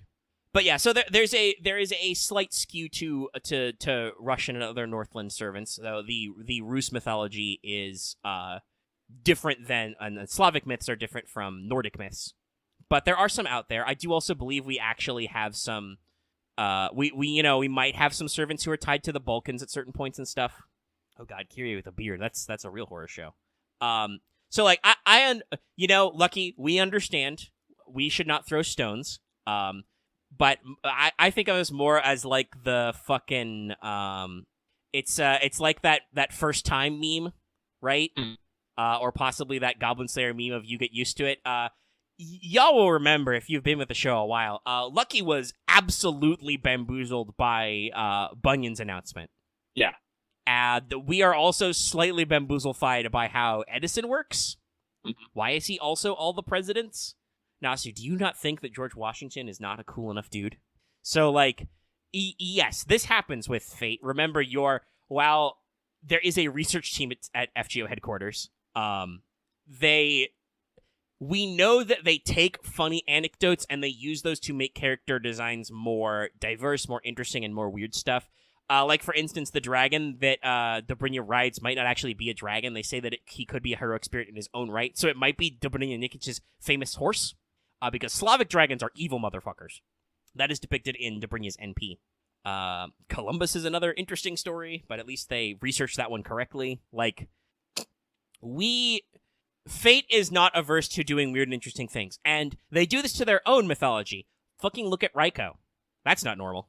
No, you're talking about the beard. But Columbus is another good example of New World servants tied together to stuff, you know. His history in America is weird. But, like, think about what Japan has done to its own servants and their own folklore, and they don't... Like, it's one of those things where, like, they don't care about doing this to their own culture. Why they probably don't think that other cultures care as much. Like, if you want your historically accurate grim Russian grim game of grim axes and Ushenka hats, that exists out there somewhere. There's plenty of stories about hard Ruski guys doing stuff. You are playing FGO, guys. You are playing an anime waifu game. And also an anime husbando game. But still, it's an anime-ass game by anime people who make funny history jokes. Hey, if you want your anime husbandos, go to Twisted Wonderland. That's coming out eventually. Yeah, that's right. They announced the English port of that. Yep. So, like, yeah, I understand the bamboozlement, but, like, long term, it's not something, like, if you're upset by this, you guys should have been used to it by now. Did you guys really think that, like, since I mentioned Ryder Kentucky earlier as a stat comparison, did you think that Sakata Kentucky, you know, actually rode a giant golden motorcycle? No. Quite a few of these people, like, our Japanese servants, are supposed to be historical characters. They are not necessarily one-to-ones. No, I'm just thinking of all the Japanese gender flips. There's a fuck ton of them the more I think about it. I mean, if you speaking of the gender flip question, if you don't get why that is, it's because, believe it or not, for some strange reason, mythology, history, and folklore is full of a lot of male characters, which would mean that if FGO was not gender flipped, the ratio of males to females would be very large. It would it would be much more of a husbando game. So, like, to keep the cast diverse, they usually try and flex on both. Like, I know that this year has been a little bit slimmer in terms of males, but they still got some. You got fucking Lancer Ryoma, you got Taikōbō right at the end, you know. We had, you know, male SRs earlier, Percival's plenty cool, stuff like that. If you need a pretty boy, you got your Oberons. So, like, FGO does it because that way they can actually get some more gender parity, because, like think about Greek heroes. Well, I also saw that reaction, so, like, you gotta remember, I'm doing this show not just for the people in live chat. Oh, God, Shuten Doji's that's another. But most of what they do with classical Japanese yokai is really weird. Probably because they're so used to the normal version of the myth, they're trying to do something actually different for once, right? Like, what's the best way to phrase this? Sometimes Fate goes on the nose, right? They just do a direct adaptation, but sometimes they try to color those adaptations in interesting ways. They do this a lot for Japanese characters because obviously the Japanese audience and the Japanese writers will be so familiar with the normal version that they're like, they probably think it's boring. Mm-hmm. Sometimes they apply this to characters not of Japanese mythology, and I presume this has to do with they think, well, everybody's seen this depiction, nobody will care, we'll do something different, you know? Mm-hmm. So there's a lot of interesting takes out there. Sometimes I think there are questions about where lore comes from. You know, it's not often, but occasionally Fate makes character design decisions to fulfill character archetype roles. I think we talked about this earlier with Hector, right? Like, Hector is so much that Oji-san guy. Like, he is your grouchy smoking uncle guy. Which kind of fits Hector's character because he, you know, holds off the whole war as, like, the eldest son of King Priam for, like, 10 years. But it's still not exactly like how the Iliad is portrayed, but, you know, they're hitting character archetypes and roles to do interesting stories. Paris is arguably even weirder, but the fact that they just go out and say, yes, this is Apollo's fault, and I'm just like, no, this makes perfect sense. Do y'all know Apollo? Have you heard of this guy? Sorry, I'm shaking my head right now. You couldn't see it. But yeah, so interesting things going on there. But that's why Fate does what it does. And again, this is one of those what I think what they call franchise original sin problems. This is where Fate Stay Night started, and you should get used to it. Because this is just where the franchise has always been for more interesting character options. Like, Nasu literally wrote it with, like, male Arthur first, and then when they decided to, for marketing, switch it to, being a male protagonist game, they started swapping stuff around because they thought that would give them better character diversity and better marketing. And they're not wrong. Are we getting some audio bleed? There's a little bit of a buzz. Oh, I know you guys don't ever want to fucking hear it, but women sell. Yes, and also, like I said, there's a very real element of like if you want to actually talk about what the patriarchy is, that is kind of it. Like, how many, like, I'm trying to think. I'm a big Greek guy. I'm trying to think of, like, Greek myths with actual, like, female protagonists. It's not very frequently. Like, usually they're side characters and supporting characters. There are heroic Greek women, but they are not usually central figures in myths. Got a lot of Greek female villains, though. Yeah, I mean, if you read, like, depending on which poet wrote it down, the interpretations of the Pandora thing are, like, really bad. Yeah. Oh, my That God. and tragic heroines. Yes. I mean, there's a lot of tragic people. The Greeks were masters of tragedy. Like, look at fucking, Yeah, in some tellings, Atalante, Jason was like, we can't have a girl on the boat, it's going to cause problems. But in other cases, he was let her on. Like, yeah, Atalante is one of the few. And even then, she still gets, like... I think there's stuff. six different tellings of the fucking fuck. Then again, Atalante also murders a lot of guys for the gold apple problem, so, like, Well, that's what happens when you got a bunch of horny boys just chasing you constantly. Greek oaths are weird. Listen, I do not... Some people might call that evil, but when you got literal guys just chasing you all day, not listening, no, you got to give them that. And they're dumb enough to accept the contest. That's their own damn fault. You can either walk yes, away. But in the context of a mythological story, you could still say and you must swear to never ever swear upon the river Styx to never ever bother me again. And if they broke that oath, that kid's gonna get hella cursed. Yeah, but if you look again, how many times has that actually stopped them? Possibly. But yeah, like there's a lot of murdering. There's a lot of murder, but it is that thing. Like Greek, there's a lot of tragic Greek characters. A lot of tragic Greek women needing the rescuing of a big, strong man. Well, it's almost like Athenian society had issues with women and how they were not citizens. So it makes perfect sense that they, what's that? I don't think it was Cassiopeia who was tied to the rock and gonna get eaten by the sea monster, and Perseus going about his fucking business is just like, oh shit, there's a Greek princess who needs rescuing. Hey, check out this Medusa head. Problem solved. This girl's mine. Bye. Everyone's like, Since okay. you clearly don't want this girl, I'm going because I'm Prince, y'all. I'm a Greek hero. I got shit to do. Bye. I was trying to remember if it was Cassiopeia or Andromeda. I'm like, who the fuck was the name It could of the be girl? Andromeda as well. I don't remember. There's a lot of Greek names, and for some reason, a lot of feminine names tend to be longer. I mean, there are some short ones like Helen and Medea, but those are easy to remember. They're punchy. There's a lot of names in like poetry fragments and stuff for like the actual Amazon and Greek mythology, but they're all pretty long. And mostly, honestly, funnily enough, involve being compared to men. Like, I think literally there's some historical Amazon names that are like as strong as a man. And I'm like, wow, on the nose, huh? Or they're related to, they are names for like horse colorations. Chicks dig horses. Even the Greeks know this. But yeah, so like that the gender balancing that Fate does, I know that some people are a little concerned they weigh a little too much on the waifu angle because of marketing, but it really does come from a perspective of if we did this with 100% fictional accuracy, which also fictional accuracy for fiction is fake. For history, there's other comments, but for fiction, it's fake. Lucky personally is waiting for Jorogumo. That's another very popular myth that they could do that I believe has a nice singular version. I got a fanservant idea on that. I might eventually get voted up correctly. But yeah, so let's move on to our next bullet point. I have Christmas Carol final thoughts. Do we have any Christmas Carol final thoughts? Not really. The jokes are okay. The shop is hilarious. Astolfo telling me to be careful with my phone and not to drop it on my face is too real, though. It's too real. They went too far. It's like... I mean, and the moral of the story is exactly what he said it was. The epilogue is out now. It's just like, oh, golly gee willikers, Nightingale, who is so devoted to nursing she is summoned as a berserker, maybe needs to take a break and, relax a little and forgive herself. Cool, got it. Christmas truly is the spirit of giving. Merry Chrimbo, everybody, and then, it's over.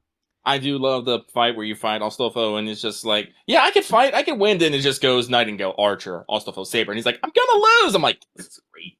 Yes, no. I love it when it's... Astolfo as the bumbling antagonist to Christmas, how Astolfo tripped into stealing Christmas.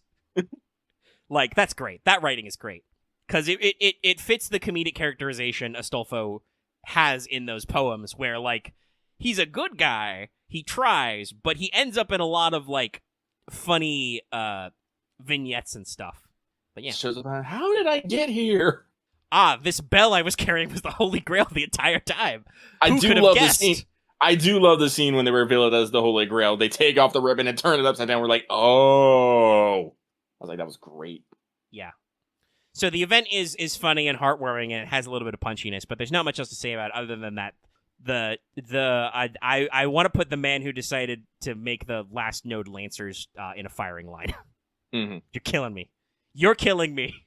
I mean, it's not so bad. I think possibly several people in the patron chat have switched up their Saber comp for this, or I've just been lucky with the supports. But I know Lucky did. So it's getting a little bit easier, but God, this is a weird one. But with that, then, we can move swiftly on to further elements, because, guys, I have a lot to say. Let's see. We still have this. Holy shit. What's up? No, I know. I actually forgot about Teach Me. Yeah, we got Teach Me. We haven't done that. I wrote 4 pages of that.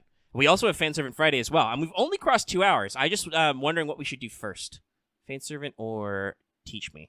We have to bundle up, because, I mean, I could technically push because we're kind of cutting the month short, but my Teach Me notes are written, so we'll definitely do that one. What do you think about Fanservant? I'll go with Fanservant first. Okay. Let me pull up those notes then. Insert elevator music here.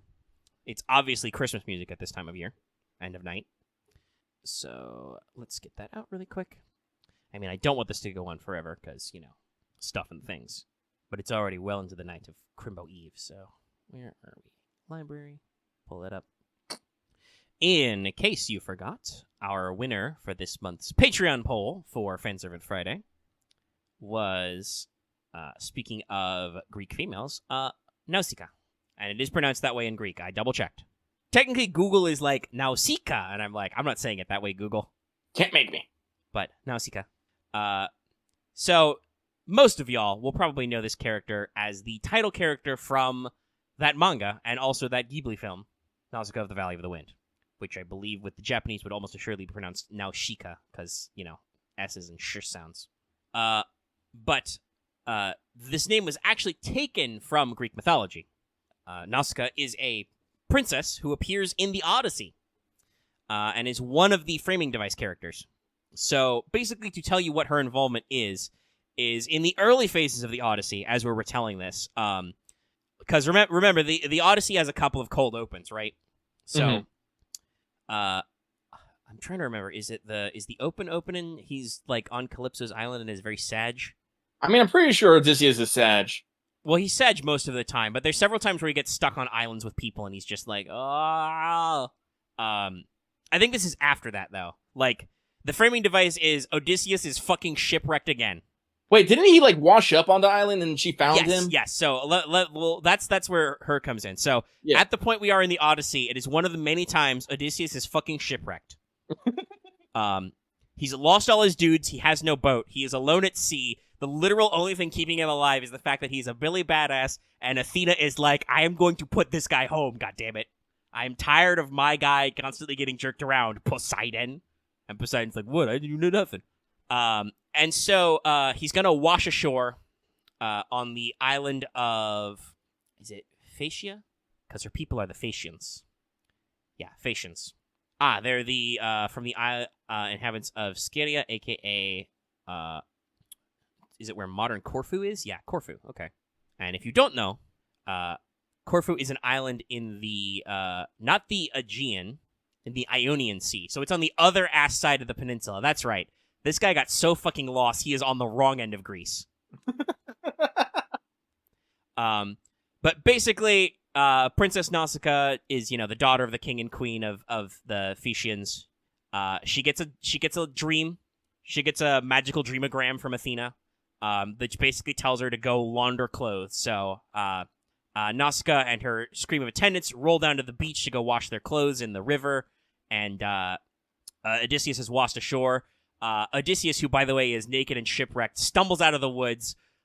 All of Nausicaa's attendants run the fuck away except for her, and she's just like, hey, you okay, bro?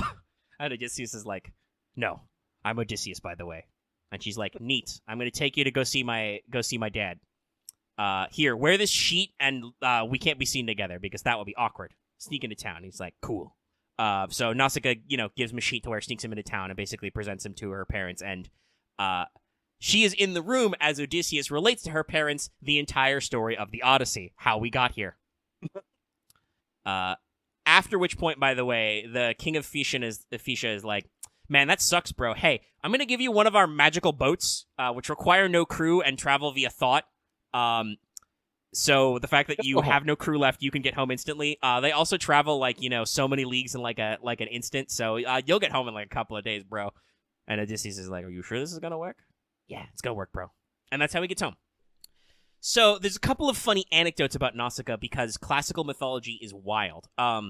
First of all, several people have either from a literal historiographic point of view or from a mythological point of view have wondered if Nausicaa is not supposed to be the actual author of the Odyssey.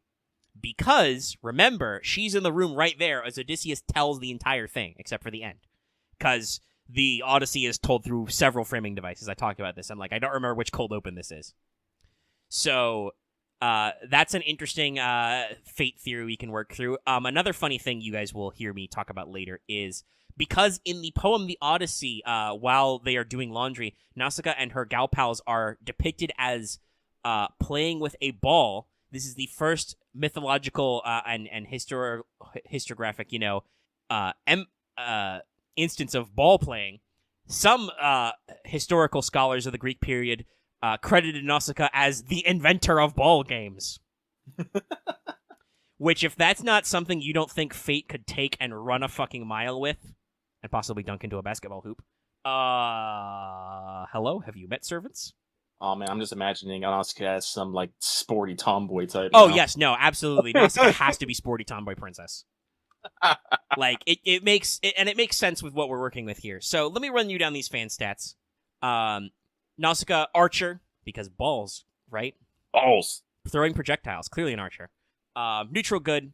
Strength D, maybe a little bit of edge for, tomboy princess vibes, but she is an archer and she doesn't really have any martial exploits.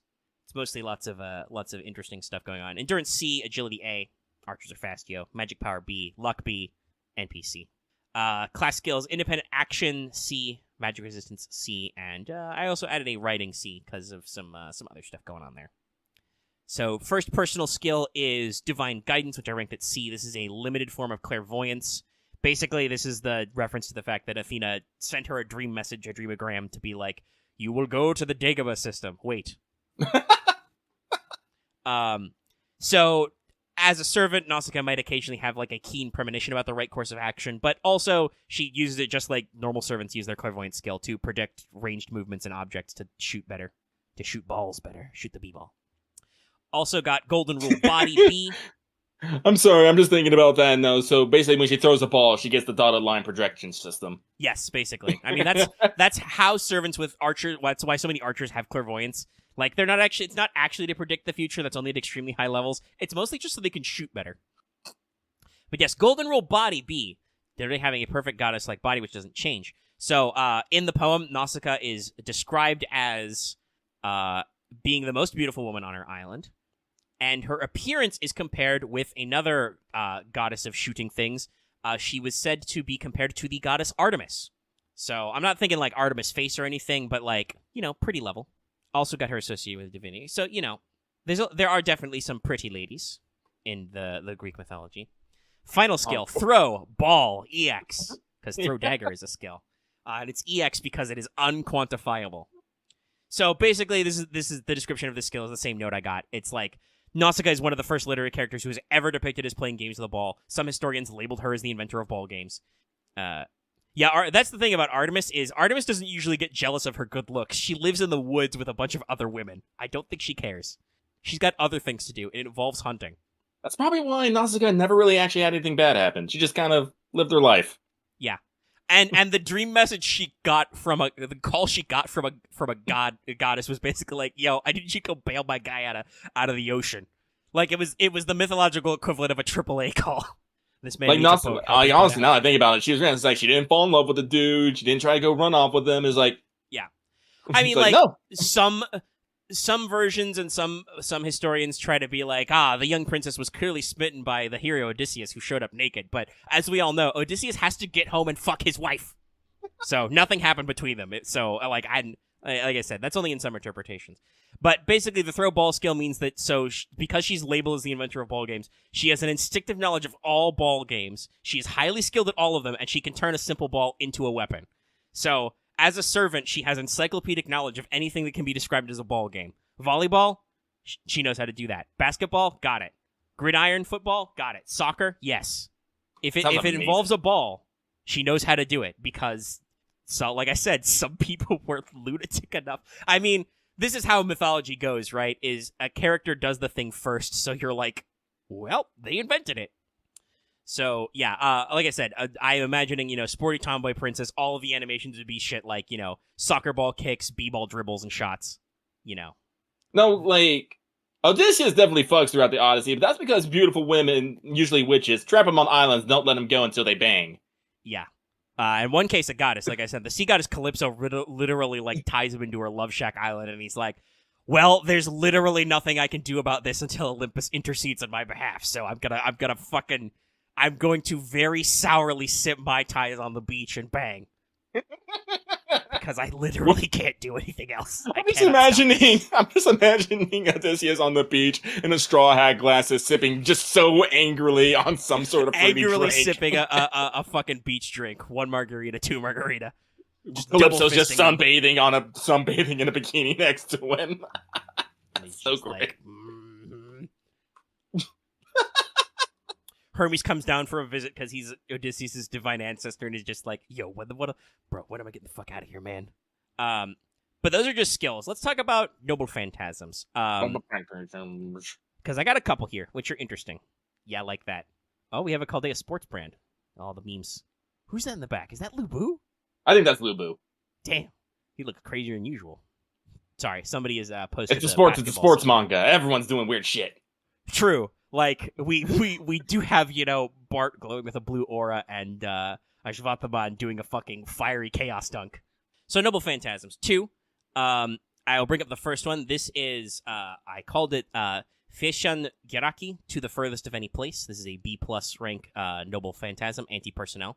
So, I talked about the magical ships of Phaecia, right? Mm-hmm. They were said to have no pilot or rudder. They are piloted by thought. Once again, this is like some ancient aliens shit. Odysseus himself says they are fast as a falcon. That's the name, by the way. Feishan Geraki. Feishan Falcon. Honestly, in this context, it sounds like some ancient Atlantean god shit. Yes. And they are said to have knowledge of all of the world and all cities in it, so they can sail there and back in a day with no slowness for bad weather. So, like, magical boat shit. But also, because of... it's a flying wing. It's like the flying wing from the actual Nausicaa in the Valley of the Wind, is the Noble Phantasm, because you could not make a Nausicaa Servants and not have an anime reference in it. So, I wrote in my notes, because of a certain impression, the falcon part is literal. Nausicaa's boat takes the shape of a flying wing shape in the form of a falcon.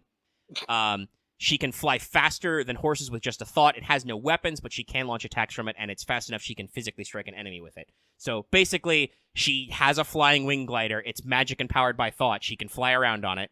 And go anywhere, because these boats are cracked, yo. Seriously, once again, I would like to reiterate, can travel literally anywhere in the known world and back in a day by magic, and the boat knows exactly where every city on Earth is that's connected to water, so it can go there. This is some Ultima Thule shit here. Yeah. And of course, like Odysseus himself says, it's as fast as a falcon. So yeah, she has a, swift, guided skyboat that, of course, would be a reference to the anime and manga. But, that's probably would be a skill. You might even replace the Golden Body one with that. By the way, I have no idea what the skill Throwball EX does. Probably something about Stargen. or some nonsense. I'd say it probably gives. I'd probably say it gives a crit up and a star. Probably gives stars and crit up, or star gathering crit up. One of the two. Basically, like what Throw Dagger does, but with ball. But the big one is, and pardon my Greek pronunciation is probably going to be weird, but I try to do the thing that FGO does, and it Greekifies all the names. Historia tis Nausicaa. Nausicaa? There's an extra I in here. I will type it for chat. The subtitle would be Saga of the Burning Ships. This is a B++ rank anti-ship noble phantasm, because they can be anti-anything. So, fun fact I didn't tell you about Princess Nausicaa. Her name's etymology means burner of ships, which is a thing that happens a lot in real naval history, but also in Greek history. Literally, the Achaeans in the Iliad burned their boats so they couldn't go home for a while. So, Nausicaa's name means burner of ships. According to some accounts and theories, she is the real author of the Odyssey, because, she was there to have Odysseus tell the entire story. So, this is basically like your modern urban fantasy thing where, like, oh, that story was something they wrote down in a diary, Like, people thought this theory. So she was present for the account of the saga. In the saga of the Odyssey, in case y'all forgot, Odysseus and his crew end up lost and shipwrecked so many times. The authority of all kinds of gods are invoked. Athena, Poseidon, Zeus, Helios, Hermes, Artemis, Calypso, more. So, basically, in its short version, Nausicaa can invoke the imagery of the Odyssey to give her attacks a storm element. So many horrible things happen to ships in the Odyssey, and because she is the author, scare quotes, she can use that to color her attacks with, like, a storm element. But when she evokes its true name, she basically can start recalling the short version, I assume. Like, the Noble Phantasm chant would probably be, like, leaving the shore of Troy, etc. She can recall the entire story of Odysseus' voyage up to Phaeacia, creating the story known as the Odyssey. She can coalesce this into a sphere, because balls, and throw it where it detonates with a force of nature. Thunder, lightning, tides, all that kind of thing. And if it's aimed at a ship, it will be utterly destroyed by this attack, scattering its crew to the wind, because, Odyssey. However, obviously, she can't control the force with its release, because the story is now beyond her control, because it grows past her. It continues even past her level. So, I mean, you could probably, like, do this as a trait damage, right? Because we have quite a lot of naval captains and enemies with naval NPs. Narratively, obviously, this would be a great thing to have in a story where you're fighting one of those people with a boat, especially those guys with them flying boats. Damn. Obviously, it should probably be AoE. But my general idea was, like, how can I turn the Odyssey into an attack? And then, this is basically, like, I think I do, honestly, what the guys at the FGO HQ probably do. I was like, oh, Nausicaa's name translates to burner of ships, huh? Man, it's really weird she's involved in the Odyssey where Odysseus' boat gets trashed constantly. Oh, wait. I can make that a thing. And so, I'm just imagining, the NP animation is, like, she flies up really high, she, like, holds up a single finger, you tell some snippets from the Odyssey, and then, it turns into a ball of storm energy, and then you fucking, chaos dunk or spike it, and smash the enemy and explode. And it could absolutely do, like, AoE burn as well. I just wanted to have that special cameo. Sometimes you just see Odysseus in the corner looking very upset. Yeah. Just, no! Not again! Yeah. You could even, like, if you wanted to be, like, really coy, you could even, because I talked about her, like, invoking images, you could even have, like, maybe her extra attack is, like, Shadow Odysseus shows up and, like, Kamen Rider punches the enemy. That'd be hilarious. Because they are interrelated. I think their relationship as servants would be kind of like our usual, like, like Nausicaa would probably be like, oh man, it's King Odysseus, I'm so glad he got home. He's so cool and shiny in his armor. I don't know, I think she'd act pretty familiar. I mean, she meant to do butt naked. What else is there? At one of his lowest points, by the way. Shipwrecked after escaping yet another goddess. So, like, yeah. Like, it would be pretty tight. She would probably be like, oh, he's cool. And, he's Odysseus, cool. High five. The cool guy would be like, oh yeah, I remember her. Greek princess. She helped me out a lot. High five. I demand a high five. Lots of sporty high fives. But yeah, so that was my take on Nausicaa. You can do a lot of weird things with Greek mythology, and like I said, because the classics are so studied, people come up with weird ideas. Like I was just reading, I think, a Wikipedia thing, and I saw the ball game thing, and I was like, oh my god, this is perfect for a servant.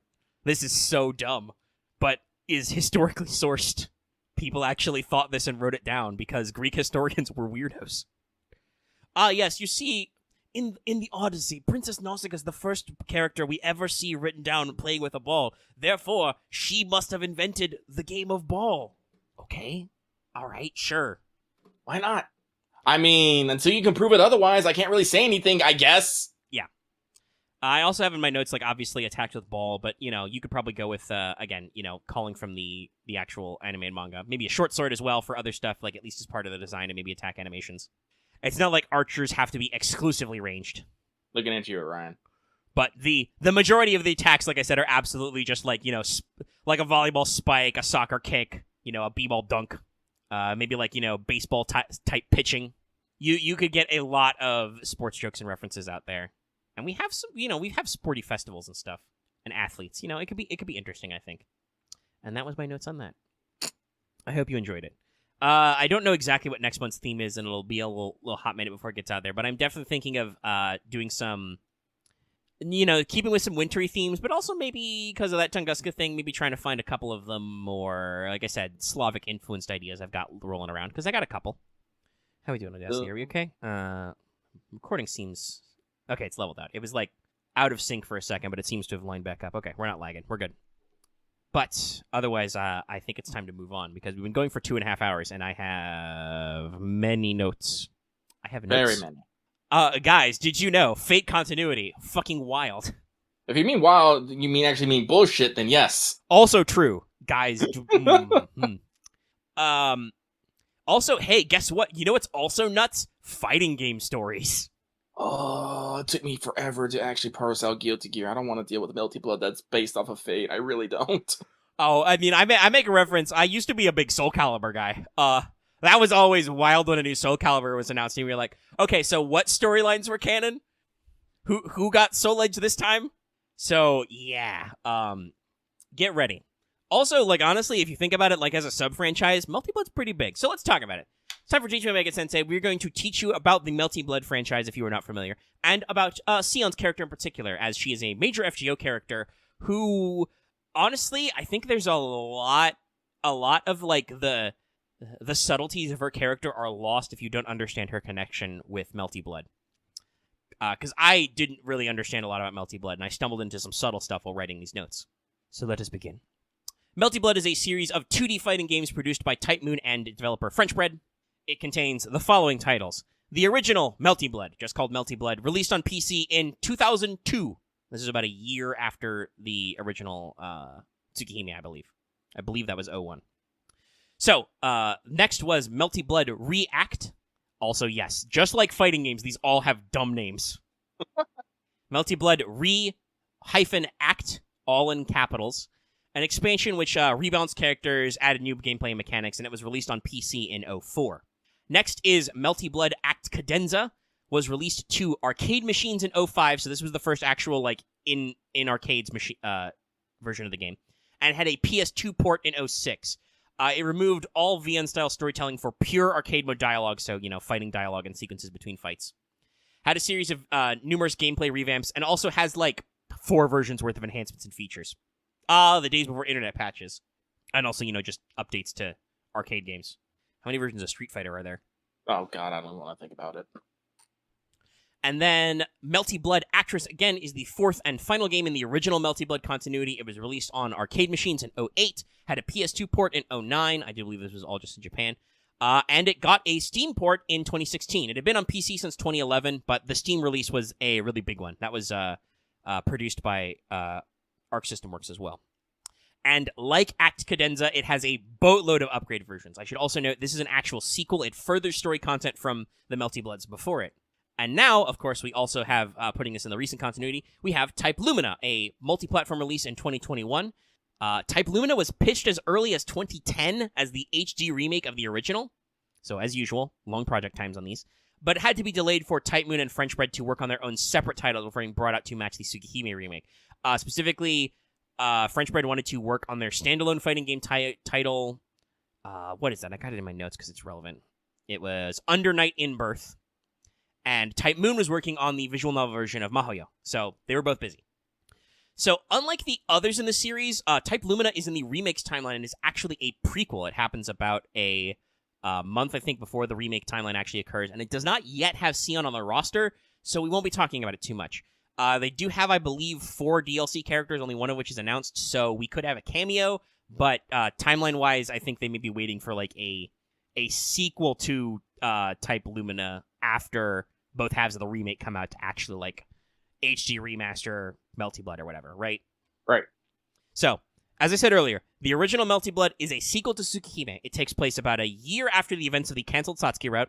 We have a Teach Me somewhere about more of this and more cut content. But Nasu, in his infinite wisdom, is when people ask, hey, what version does Melty Blood come after? He's like, haha, the Satsuki route. It happens about a month after the events of Kaigetsu Toya, the fan disc sequel, so the non-canon sequel type thing. Basically Tsukihime's version of Hollow Ataraxia. Yeah. Now, our inciting incident is that your boy Shikitono hears about more weird murders in town. Gee, here we go with those occult murdering again. It's almost like Nasu has a theme as well. Anyway, he meets and fights Sion. Sion is looking for the true ancestor and trying to cure vampirism. So that's her inciting incident. Shikitono wanders around town. He meets another weird girl who tries to beat him up, and she's like, yo, give me the vampires. The plot then goes in a typical fighting game way. It branches based on what character you play as and winning or losing certain fights. And as releases go on and more characters are released, and the arcade mode style story that was started in React and is continued from there keeps going, the continuity gets even more into the usual snarl and complexity as you do with fighting game stories. It's like trying to figure out what new character storylines are canon after each new Soul Calibur. Hint, not Darth Vader's. In case you forgot, that was a thing. Also, yes, I played the shit out of Darth Vader in Soul Calibur 4. Are you nuts? It was dumb, but it was funny. People, by the way, I on Star Wars message boards, people to this day shitpost an image of Darth Vader holding Soul Edge and Soul Calibur because it's fucking ludicrous. But with all that in mind about the branching story elements and all that stuff, we're going to pivot to specifically talking about Sion and her plot elements, and then comparing the Tsukihime world version of Sion with what we know about the Fate one, because we're going to try and compress brain power here, because this is already 4 pages long. If it was uncompressed, God, imagine how much stupider it would be. Because there's even more Melty Blood original characters than just Sion. Even more than just Sion accessories, too. It's all over the place. So, in Melty Blood, Sion's full name is Sion Eltnam Atalasia. She is a descendant of the Eltnam family, who are alchemists. They are producers of the mystic code Aetherlight, which is an artificial nervous system. It can also be used to attack enemies, but it can also be used to download the information of their soul or perform spiritron hacking of their mind and body. So it's really, fucked up and gross, because of course it is. Magic. She also uses it as a whip thing to, attack and shock people. So in this continuity, Sion has the title Atalasia because she is considered a representative and a future head of the Atlas Academy despite her young age. In the original Melty Blood, she is only 18. That means all her backstory stuff takes place before that. So, yeah. Apparently they're not picky at Atlas, or they're really picky. So, Sion is descended from the mage Zepia Eltnam Oberon. Yes, that's right. He had the title of Oberon. That's weird. Does he have a connection to the Fairy King Oberon? Probably not, but maybe, also. It's weird. If we ever get this guy as a collab character, it's gonna get kind of freaky-deaky. But Zepia in the Tsukihime timeline is better known as the dead apostle ancestor, Knight of Wallachia. Because he sometimes shows up at nights in Wallachia, and people think he's Vlad the Impaler, but he's not. Because Vlad's not a vampire. Except when he is. It's weird, okay? It's really weird, guys. Stop it. Nasu is just that is just a little mushroom who's just jamming the stick shift into another gear, and he's like, no, I will not be stopped. Oh my god, Nasu, you've gone too far. We're going to Plaid. Anyway, we're going to Shroom! Zepia was a brilliant alchemist. He realized using Atlas's predictive alchemy, because remember, Atlas's big thing is number crunching, multitasking, and prediction. He predicted that the Earth was destined for destruction and went mad from the revelation, turning himself into a dead apostle, a vampire, as part of a plan to achieve something he calls the Sixth Law, a function of the world. And if he achieved this, he would create an impossible future so we can defy all prediction about our existential doom, because the future is now impossible. Ipso facto, we're free from destruction. Yes, Melty Blood is as convoluted as the rest of Fate. Why do you ask? So yeah, if you thought this was a simple punchy boy game, no. Oh god, no. Nasu doesn't stop. So in the backstory of Melty Blood, Sion joins a party of the Holy Church to go find the Knight of Wallachia when he appears several years prior to that story. and they're gonna go punch him. Violence. Unfortunately, go ahead. Oh, I just screamed violence. Yes. Unfortunately, they fail to punch, and the small Italian village that he is in. Why is it always small Italian villages? I don't know. And the entire strike team of Holy Knights, including Sion's only friend, the knight Ricebife. You know, they say this name in Karen no Kyokai, even though we don't know if it's the same character or not, and I don't know how to pronounce it. Anyway, Ricebife. It's vaguely Germanic. Anyway, they're all killed along with the entire village, and Sion is turned into a vampire because, of course, it's Tsukihime. But really, she's more of a half vampire. Her transformation isn't complete because she doesn't succumb to her bloodlust. So she can control herself and stop herself from drinking blood. And Knight of Wallachia is kind of weak at infecting others. He doesn't have the normal power to just make unlimited minions like most Dead Apostle ancestors. He just decided to vampirize Sion because he thought she would be useful to his work because, she is a descendant of his, and, she's really talented because she was going to be made head of Atlas at age 15 because this was 3 years ago. Well, 3 years ago for Melty Blood. Anyway, she goes on the run for those 3 years. She is hunted by both the Mages Association and the Holy Church because, of course, she is. She ends up in Misaki Town. She's looking for Arcuid because she wants to de-vampire herself and defeat the Knight of Wallachia. That's with an N, by the way, because, of course, it is. Now, depending on the story, she can accomplish this. She obtains some cool techniques and devices and, inventions. She turns them and the patents over to the Atlas Academy so she can come back. She does not necessarily fix her vampiric condition. She notes that even though she can, purge herself of vampiric impulses, she can still drink blood and, smell people's blood and stuff. And so she's still kind of de-vampire-y, So in the game, Sion uses normal Atlas alchemy type stuff like her thought acceleration and memory partition to be really good at prediction, calculating, and multitasking. And combined with her use of the Aetherlight as her weapon, she can be a decent fighter despite the fact that she does not have combat magecraft. So, this explains how she can be a fighting game character. She just thinks super fast and can multitask, and it's really cool. Also, she possesses the Black Barrel Replica, which is a handgun, which is a replica of one of Atlas's super weapons, which is a thing designed to kill gods. You've heard about it from notes. It's the thing Gun God uses. Her Black Barrel Replica deals conceptual damage to a target based on how long their lifespan is. So it slaps immortals pretty hard. Basically, the idea is the longer your lifespan is, the more the toxicity of this weapon damages you. Also, specifically, the Black Barrel Replica takes the form of a CZ-75, a Czech-made 9mm pistol from 1975.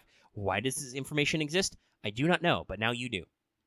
I mean, if you actually want me to speculate, I assume that the model is specifically called out either because somebody in the production design, like a lot of Japanese people, is a big, military nerd or into airsoft and stuff, a very common, thing in Japan, and like that model, or because this is a actual, her super attacks are using the Black Barrel Replica. They needed a visual reference for the model in the game sprites, and so they specifically picked this design of handgun and followed it pretty closely. Other than that, I don't fucking know. Somebody was weird. Now, as of course you can expect from a fighting game, there are alternate versions of Sion in the Melty Blood oeuvre, such as Sion Tatari. Tatari, by the way, is spelled with all caps because this is still a Fate or a Natsuverse property. This is where she embraces her vampiric powers and inherits information from the Knight of Wallachia. And her other boss version, Dust of Osiris, a possible future version of herself who becomes a Dead Apostle ancestor. She inherits Knight of Wallachia's number of 13. And becomes the proper head of Atlas, who is carrying out her own version of Knight of Wallachia conclusion to preserve all humanity after the inevitable end. This has themes and parallels, and also that name. Where have I heard that before? Even though that doesn't make any fucking sense, because that's the evil future. Whatever. Whatever. Zelrich is probably playing a prank. Now, Sion also has a guest appearance in Frenchbread / Eccles standalone fighter. I mentioned it earlier, Under Night in Birth as the character Eltnum. Spelled with a U instead of an A. So she's a cameo character in their standalone, but not necessarily quite the same name, but she's got some similar moveset and stuff, so, funny guest character stuff. Now, personality-wise, the Tsukihime world Sion is known for being very intelligent, very serious and logical, with a dash of self-loathing, because of that whole, woe is me, I've become a vampire, oh, shit, all my friends are dead. But she has a gentle heart underneath. She is explicitly described as the chairwoman type. She wants to have fun, but it doesn't come naturally to her. So, there's your anime character archetypes. She's able to make friends with Shiki and with Satsuki of all people, because, Satsuki was also turned into a vampire in Tsukihime, so they They talk about stuff. They form the Back Alley Alliance, a recurring joke from April Fool's jokes and Carnival Phantasm and stuff. And she had a very close relationship with her friend, the deceased Respife. Possibly a slight... I mean, like, listen, maybe just because I'm on the internet too long, but, like, it's noted that Sion canonically has a max of 7 mental partitions, so she can partition her brain up to 7 times. In some endings, she absorbs Respife's data and uses specifically 2 of her partitions to store that. So, like, I'm like, that seems a little gay. You're gonna store your dead lady friend's like brain soul information in exactly 2/7 of your mental hard drive. It is also noted that it's explicitly said when talking about her character, unlike a lot of other Tsukihime heroines, which she is counted as, she is said to be able to get along well with everybody. Whereas, like, Seal and Arc, like, have a rivalry relationship, and there's a lot of tension with other characters. Sion can be friends with everybody when she feels like it. So, in Fate Worlds, we know Sion as Sion Eltnam Sokaris. This was her original name in Melty Blood as well, but as we have met her, she is still called Sokaris. And this is because Zeppia has not lost all his marbles and remains Zeppia Eltnam Atalasia, head of the Atlas Academy. He has adopted Sion as his daughter and heir. Zeppia is still a vampire. He's been around for about 500 years, but he's not gone crazy with the idea that humans are going to die. That may be because in Fate, the human counterforce exists and can punch things trying to kill us, maybe. I don't know. Doesn't he actually literally say that he sees the world of dying every time he does shit to it, so Sion has to solve it his own fucking way or something? Yes, when we talk about her plot later, that is apparently, like, she goes to her vampire adoptive dad, who they, by all accounts, by the way, have a great relationship, and she's like, yo, Dad, I saw the world explode, and he's like, I see the world explode every day, so this is nothing new to me. But you found this problem, you go solve it. And she's like, okay. By the way, if you're ever wondering which Sion you're looking at, you can easily tell the 2 Sions apart. Tsukihime Sion has a braid. Fate Sion has twin tails. You can always tell the difference. Now, due to this difference in upbringing, while Fate Sion doesn't have a lot of friends either, she has a very supporting relationship with Zeppia. She takes a lot after him. Their personalities are described as similar. So while she is obviously still intelligent, this Sion displays a bit more of a fun-loving side. We've already seen this, she actually, like, cracks jokes and stuff. Like, some of you may be surprised that I describe the original Sion as kind of like a self-loathing, like, cold, logical character, because, that's different from our interpretation. But, it's because she hasn't had, a soul-crushing Fate backstory yet. Or did she? More on that later. But she can openly express her more concerned nature, and she is notably less single-minded and elitist than the rest of Atlas. Nobody at Atlas gave a shit about the world getting bleached except her. And so, you can tell she's slightly different. Now, Sion is still a pretty major character for us because she developed some of our technology we use at Chaldea Security Organization. She developed the Paper Moon, a device to monitor both real and imaginary space, and to translocate there, as well as to detect issues and flaws with the texture of the world. Possibly this is how she was able to do those calculations and figure out that we were going to get bleached. She also built Chaldea's Trimegistus computer, which is a replica of the Tri-Hermes computer used in Atlas. It's basically just a giant chunk of photonic crystal, so think of it like a baby moon cell computer. It's just a really, really powerful magical quantum computer. Both of these were given to the Chaldea Security Organization at Marsbury's request. So when Marsbury got all the money in the world and his golden ticket... Oh yeah, it is login time. Don't forget your advent calendar, kids. I've been taking a break from farming to yell about Melty Blood stuff, but I can make sure to get my game up. Ooh, 15 Cinquots. It is the Christmas. Merry Christmas. But let me find my notes. Yeah, so basically, like I said, when Marsbury got his unlimited budget, his unlimited budget works and his free pass to build Chaldea, Atlas chipped in some technology. We also know that we don't know if she has explicitly her Black Barrel replica. There is some Black Barrel stuff coming up later. We all have seen Mash with a Gun. And I think she's even alluded to she wants to make some modifications to Ortonax already. But in this timeline, she possesses another super weapon replica. She has the Logos Reactor generic, which we saw in Guda Guda Final Hanoji. I think it was a birthday present from Zeppia. Yes, by the way, in case you didn't catch that, that's a replica of one of Atlas's legendary 7 super weapons. It's a fucking game station. Yeah, it's generic because it can simulate any virtual world. It's designed to, like, you input parameters and it simulates a virtual world. But it's buggy, so what it actually does is create singularities. Oops. Oops. There's a reason why Sion, had it in the boiler room or something.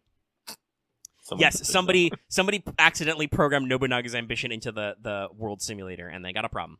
So after we solved part 1, Sion observed that the world would end in 2018 with Tri-Hermes, and she reported to Zeppia. This is the dialogue we talked about earlier. He basically told her that he sees the world end every day and to go fix it herself. So she scooted to the Wandering Sea to set up Novum Chaldea. She created Trimegistus 2 to replace our old version, which obviously got kind of ice-sploded. Possibly. They make several allusions. There's a couple of interesting things on to that point, but I'll talk about them later. I've got some design notes and similar and thoughts and feelings.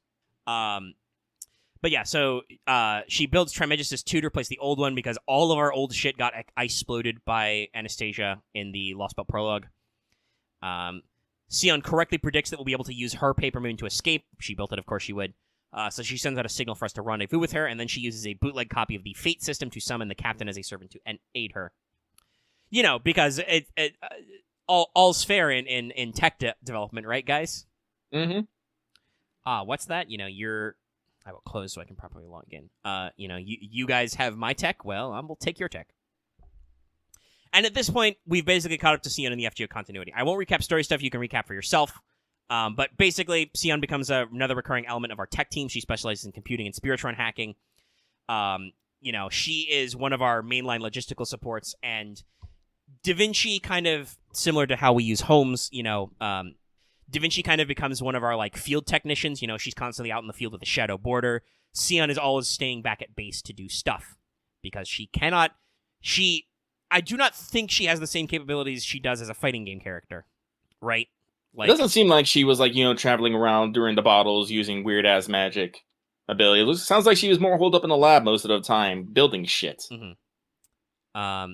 And I will read a bullet point early. I should note in her FGO design, Sion doesn't have her Aetherlight bracelet. If you look at the Melty Blood version, she's got a very obvious golden bracelet around one of her wrists. That's her Aetherlight mystic code that she uses as a whip and a nervous system extension. You will notice our version of Sion's sprite does not have that bracelet. So she is not carrying around the weapon she is known for using in Melty Blood. She presumably still has access to it because that's kind of her family's secret technique, but she is not weaponizing it. Melty Blood collab win. I also got some thoughts and feelings on that. So, let's talk about her vampiric status. I mentioned this, I think, earlier on my... but Nasu has claimed on his blog, this is an actual straight from his blog notes that got translated, Sion in FGO is not a dead apostle or a vampire, but she explicitly notes she can drink blood. That is a thing she talks about doing. And, also... in OQ, she notes that she is not reversed summoned like the rest of Chaldea because her tie to the human foundation has been cut, which is a quality of dead apostles. So for some reason, she was not summonable, but Nasu says she's not a dead apostle. What does this mean? It just means she's something in between. Well, yeah, so basically, this is my theory crafting note. Given how the fact that FGO's timeline the start of it takes place so far after both the original Melty Blood and even the Type Lumina start, because that's set before the remake, which is set in 2010. Because remember, in JP, FGO starts in 2015. The original Melty Blood was, I don't know, was it set when it aired in, 01? So this would be, 03 or 02 in game? I don't know. Actually, no, wasn't it set in 1999? Yeah, so it was, set in, late 99, so Melty Blood, I think, is, early 2001. Anyway, it's, literal years and years. So, for instance, if Sion is 18 when Melty Blood comes out, it's been, a good 10 plus years, so she should be in her 20s or 30s now to us, possibly. Time is a little fuckled. So because of this difference, it is entirely possible that Sion has already resolved any vampiric shenanigans in her backstory. So she already has. She keeps her vampire-like qualities without actually being a dead apostle ancestor. Alternatively, this is like our experience with Yume Ren. Nasu wants to make things that are like his Tsukihime vampires, but not because fate worlds, that never the two shall meet kind of thing. So, yeah, take your pick on that theory. If Sion reveals more inhuman qualities in later story bits, I would not be shocked, but also it's, like I said, Nasu has been out there being no, she's not a dead apostle. It's not how this works. And I'm are you sure? Because you keep making illusions, bruh. Well, yeah, she could have, like I said, she could have already cured or, managed her vampiric condition. It wouldn't make sense that she got vampirized by Zeppia because, like I said, he is not a lunatic dead apostle ancestor in this continuity. But he is still a vampire. He is still a regular dead apostle, so... I don't know. We'll see if we've got more to allude to. And that was where my note brought here. Etherlight was. Even so, you guys should now notice from some things I read out there. Kind of. Axe in chat asked if you can be a Dampier in Nasuverse. I think that's kind of what happens to normal Sion in the Melty Blood timeline. She basically is kind of a vampire, but is kind of not. She's not ruled by her, vampiric nature and can do stuff. So she can still move on. But anyway, like I said, you guys should note some interesting character parallels, right? And especially note the parallel between her FGO backstory and the story of her evil future version, Dust of Osiris, as basically both of them see that the world is going to be destroyed, but they handle it in very different ways. Mm-hmm. So Osiris decides to preserve all human information by crystallizing them into Philosopher's Stones, which are photonic crystals, by the way, aka the stuff that the moon cell is made up, and also Trihermes and probably Trismegistus. I don't know. So there's some stuff there. And basically, she's going to have all that information preserved, imported into Hermes, a regular Hermes, by the way, not Trihermes, a Spiritron computer device which will constantly observe their data long after the Earth has died. This not only has parallels to Sion's own path in FGO, but also mirrors a certain plan of a goddess Rangomniad in the Camelot Singularity. That is basically what Dust of Osiris is trying to do. She's going to convert all humans to Philosopher's Stone data and then slurp it up so that all human memories can be observed and verified even after we are definitely gone and the Earth is dead. But that's the thing. Humans are not butterflies to be put under glass. So there's some interest there. Like I said, there are some subtleties to her character that you probably aren't picking up on unless you know some things about some things. And now you know things about things, so good for you. Now, ties to fate pop in even before FGO, though. Mm-hmm. We've mentioned this before, but in Extra, Sion is said to have died at birth, but her twin sister, Sielim Eltanam Re Atalasia, lives on as the last alchemist of Atlas and created the homunculus Rani VIII.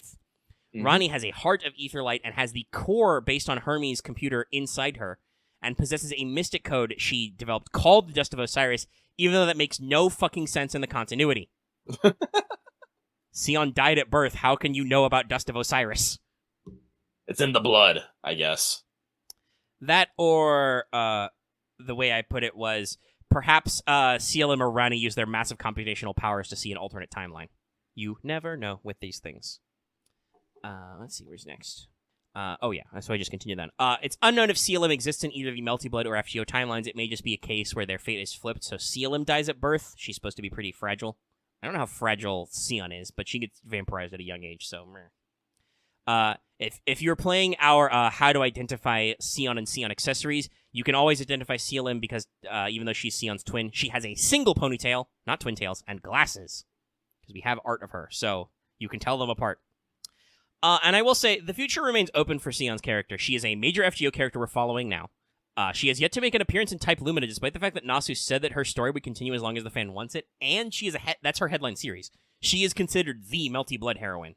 So, I'm saying, expect her at some point in this new version of the franchise, okay? Mm-hmm. Also, Zeppia appears in case files, he hangs out with Waver a couple times, helped him do some stuff. Waver's oddly connected. Yeah. Well, I will say in case files, some people are also carrying around some replicas of some Atlas super weapons.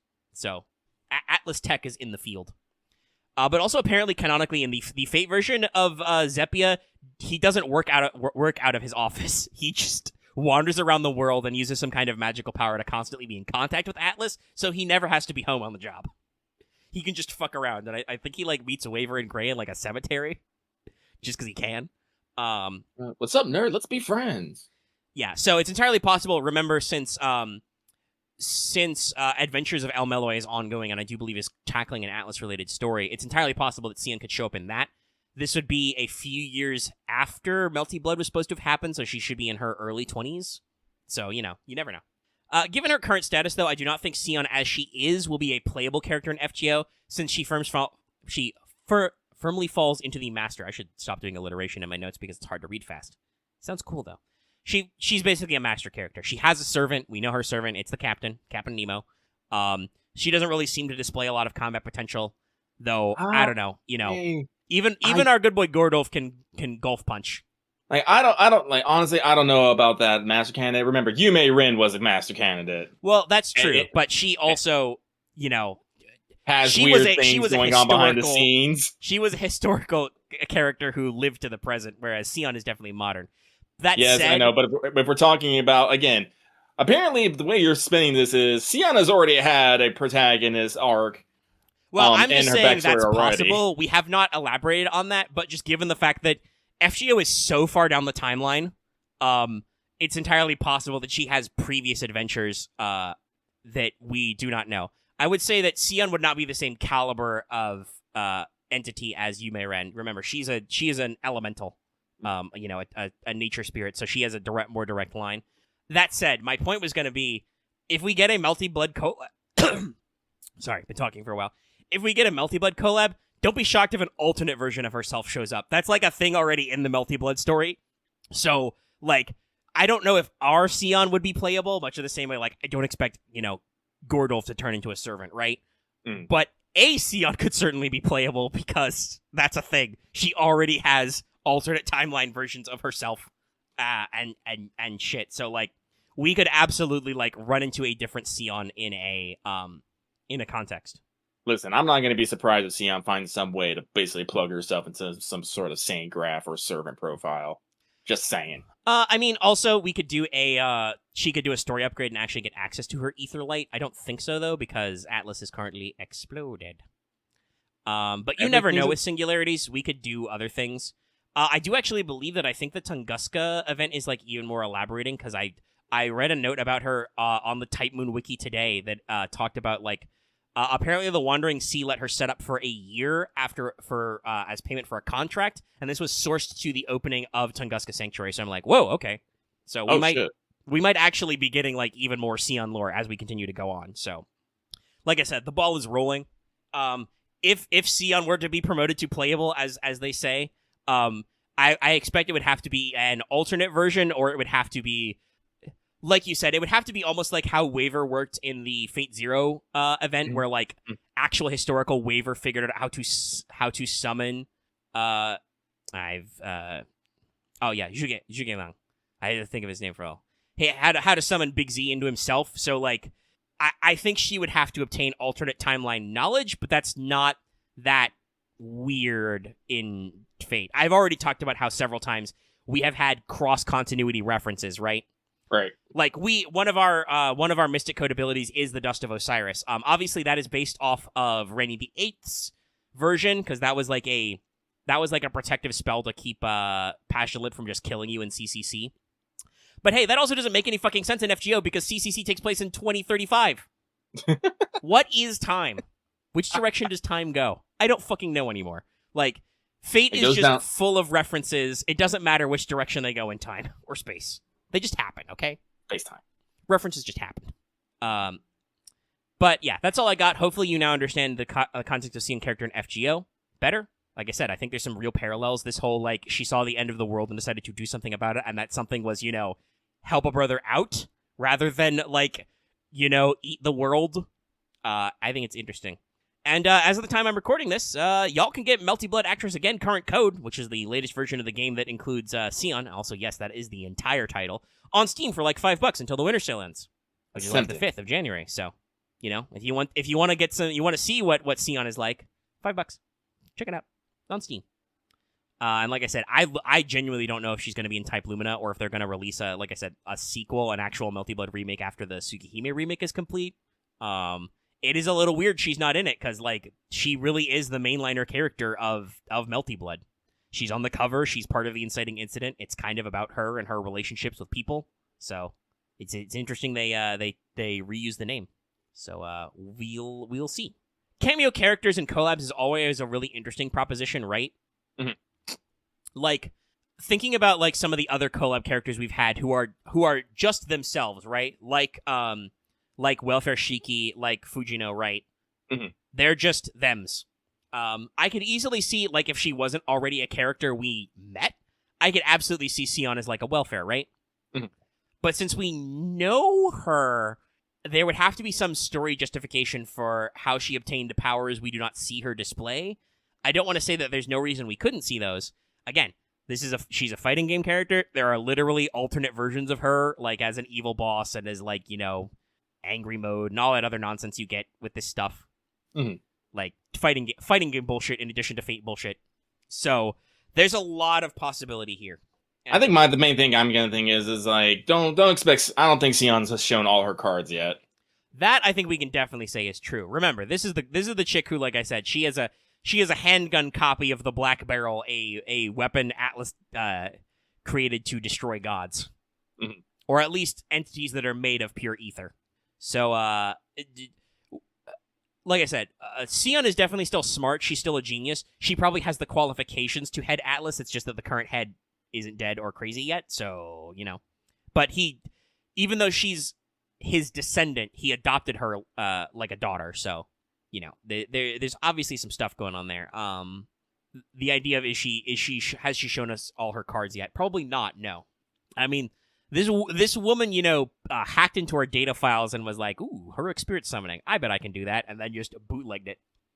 Remember that the story character of Captain is explicitly Sion's servant, who is technically outside of our, our collection of servants, similar to how regular Da Vinci worked. So, like I said, I think there's a lot there, and it really is something interesting, like I said, reading that stuff about Dust of Osiris and realizing, like, oh, this is a character theme that's actually, like, really well ported over to FGO, and I never would have known. Well, not never. Like I said, there is actually a Steam port of the latest in-continuity Melty Blood, so I could have known, but I wouldn't have known that kind of information was buried there, because I wasn't looking for it. So, you learned something today, I hope. Ooh, excuse me. Twitter's exploding with Chrimbo. So, yeah. Oh, I don't got anything else to say. Yep. Sion's cool, guys. Yeah! And that is our show, basically. I don't have any further thoughts. We don't have any, last bits of newsy to talk about. I once again I am thinking we will be putting Teach Me on pause for the new year until we gather up some topics. I suspect there will be some out there. I'm sure we'll think of something else to fill our time. Like, these have been great fun, but, we need to mine for ideas. I have a lot of backlog on Fanservant Friday, and I have even more to add to it, more profiles to write up to be prepared. So that will continue. Like I said, I'll pitch that poll soon. We will be getting, of course, New Year's news for both JP and Ian soon on New Year's. I don't think they've announced an NA stream, but there will probably be something, like a video queue or something. I know that JP has a stream schedule. They're going to show the case files thing, etc., etc. After that, obviously, since we won't be doing a normal recording on that day, what you guys should look out for is right away at New Year's, we should be getting a Benny Enma rerun, so get ready for that, everybody. Go check our pregame on that if you've missed it, so you can catch up. There'll be the Yang banner, there'll be the GSSR, all that stuff. You can expect plenty of news about that from us in the following weeks. This episode, once again, we've been going for over 3 hours. I talked a lot for those 4 pages, okay? There were many bullet points. We should, as the day this episode comes out, like I said, should still be on for What's Up. That'll be later in the afternoon, evening of Christmas, so I'll be free up after Christmas dinner and all that fun stuff. Lucky, I believe, has also said he'll be free later in the day, so we're still on for What's Up stream. Unless something very dramatic happens, that'll be after this episode has come out already. So this episode going live to public on Christmas. We would like to wish you all a Merry Christmas if you celebrate, Happy Holidays, whatever. And also, since I will probably not be seeing you guys until then, though, I mean, I'm gonna clutch together the script and prep for Wanted Young soon as well. But I will also like to wish you guys all a Happy New Year. Thanks so much for supporting us throughout 2021, and hopefully you will continue to watch us and have fun in 2022. I'm excited. Yep, it's gonna be an interesting year. We got all kinds of stuff to see and do and etc. So, as far as I know, we're gaming this Sunday. Unless Martha's still exploding. It's next Sunday that I don't know about. Some people might still be here. I don't know if they'll be here in the middle of the night when we actually game. So, I will let you guys know about next weekend. This upcoming weekend should be fine. Thumbs up. By the way, go watch Prague. It's also the last one for the year. We had fun with that. Progression Tournament, episode 51. We'll be doing that for like a year or two. Are you busy on Boxing Day? Whatever. Let me know. I'm okay. You just got to let me know about your scheduling. All right, it's time to do the outro. Let's get out of here. Let's wish these people a lovely good night. So, if you like this episode, please give us a like, give us a lick. It'll help us, and it'll help you, because it'll tell YouTube you want to watch more of this. Mm-hmm. So there's that. If you have any comments, leave them in the comment section down below. We, of course, ask for your comments regularly, and sometimes we get them. If you are new here and haven't already, please subscribe to our channel to get even more videos, get live streams, all kinds of fun stuff. Keep going and keep those numbers rolling. We're going to try and hit even bigger numbers. We hit 3K this year. Let's go more. Let's hit 4 or 5K next year. I mean, hell, let's go bigger if you can help us out there. Tell your friends, tell your enemies. Sub to Studio Omega. I don't remember how high we have to get a button, but I want YouTube to give me a shiny button. They used to give out lower level play buttons, but they had to stop because a lot of people got to like the minimum number of subs. Mm-hmm. Speaking of fun things you can do for you, make sure to ring that bell for notifications, even if you're already subscribed, so you can always know when we post a new video. I don't think we get any extra money juice out of it. It just, is a little alert that tells you when we posted something, so you can get it right away. It's cool. You should ring that bell. You can also join our channel membership. Hit that join button or click that link in the description. Get access to membership badges and emotes. And, of course, like I said at the front of the show, consider supporting us on Patreon. You can get access to the episode in audio format early for as little as $1 a month or roughly $10 a year. A new year is starting. If you want to lock in that annual membership, now's a great time. Get blocked in for a whole year of us. At higher levels, you can participate in topic polls like Teach Me Omega-Sensei when we're running it, and like Fanservant Friday, which we will definitely still be running, so consider it. And occasionally other polls about stuff as well. And access to videos early, listen to the show get recorded live at higher levels, all kinds of fun stuff. 100K for the silver button. That's a spicy number, but I bet we can get there someday. I won't say we're going to get there in 2022, because that just sounds like, that's a lot. It's a big jump. But I bet we can get there. People with silver play buttons aren't that much cooler than us. Trust me, I watched some of them. But anyway, I want to get it all out of here because I don't want this edit to take forever, because I have an idea for a funny, and it's only going to be relevant, for me anyway, for like 40 more minutes. So that is the outro. We thank you so much for joining us, not only for this episode, but for all the episodes this year. You guys watched an unfathomable amount of our content. I think when YouTube sent me the email, I did the math, and it was like people watched the equivalent of 7 years of our content Too much, way in a too year, much. something. It's bonkers. Thanks so much, guys. But good night, Merry Christmas to all, and to all a good night. Later, peeps.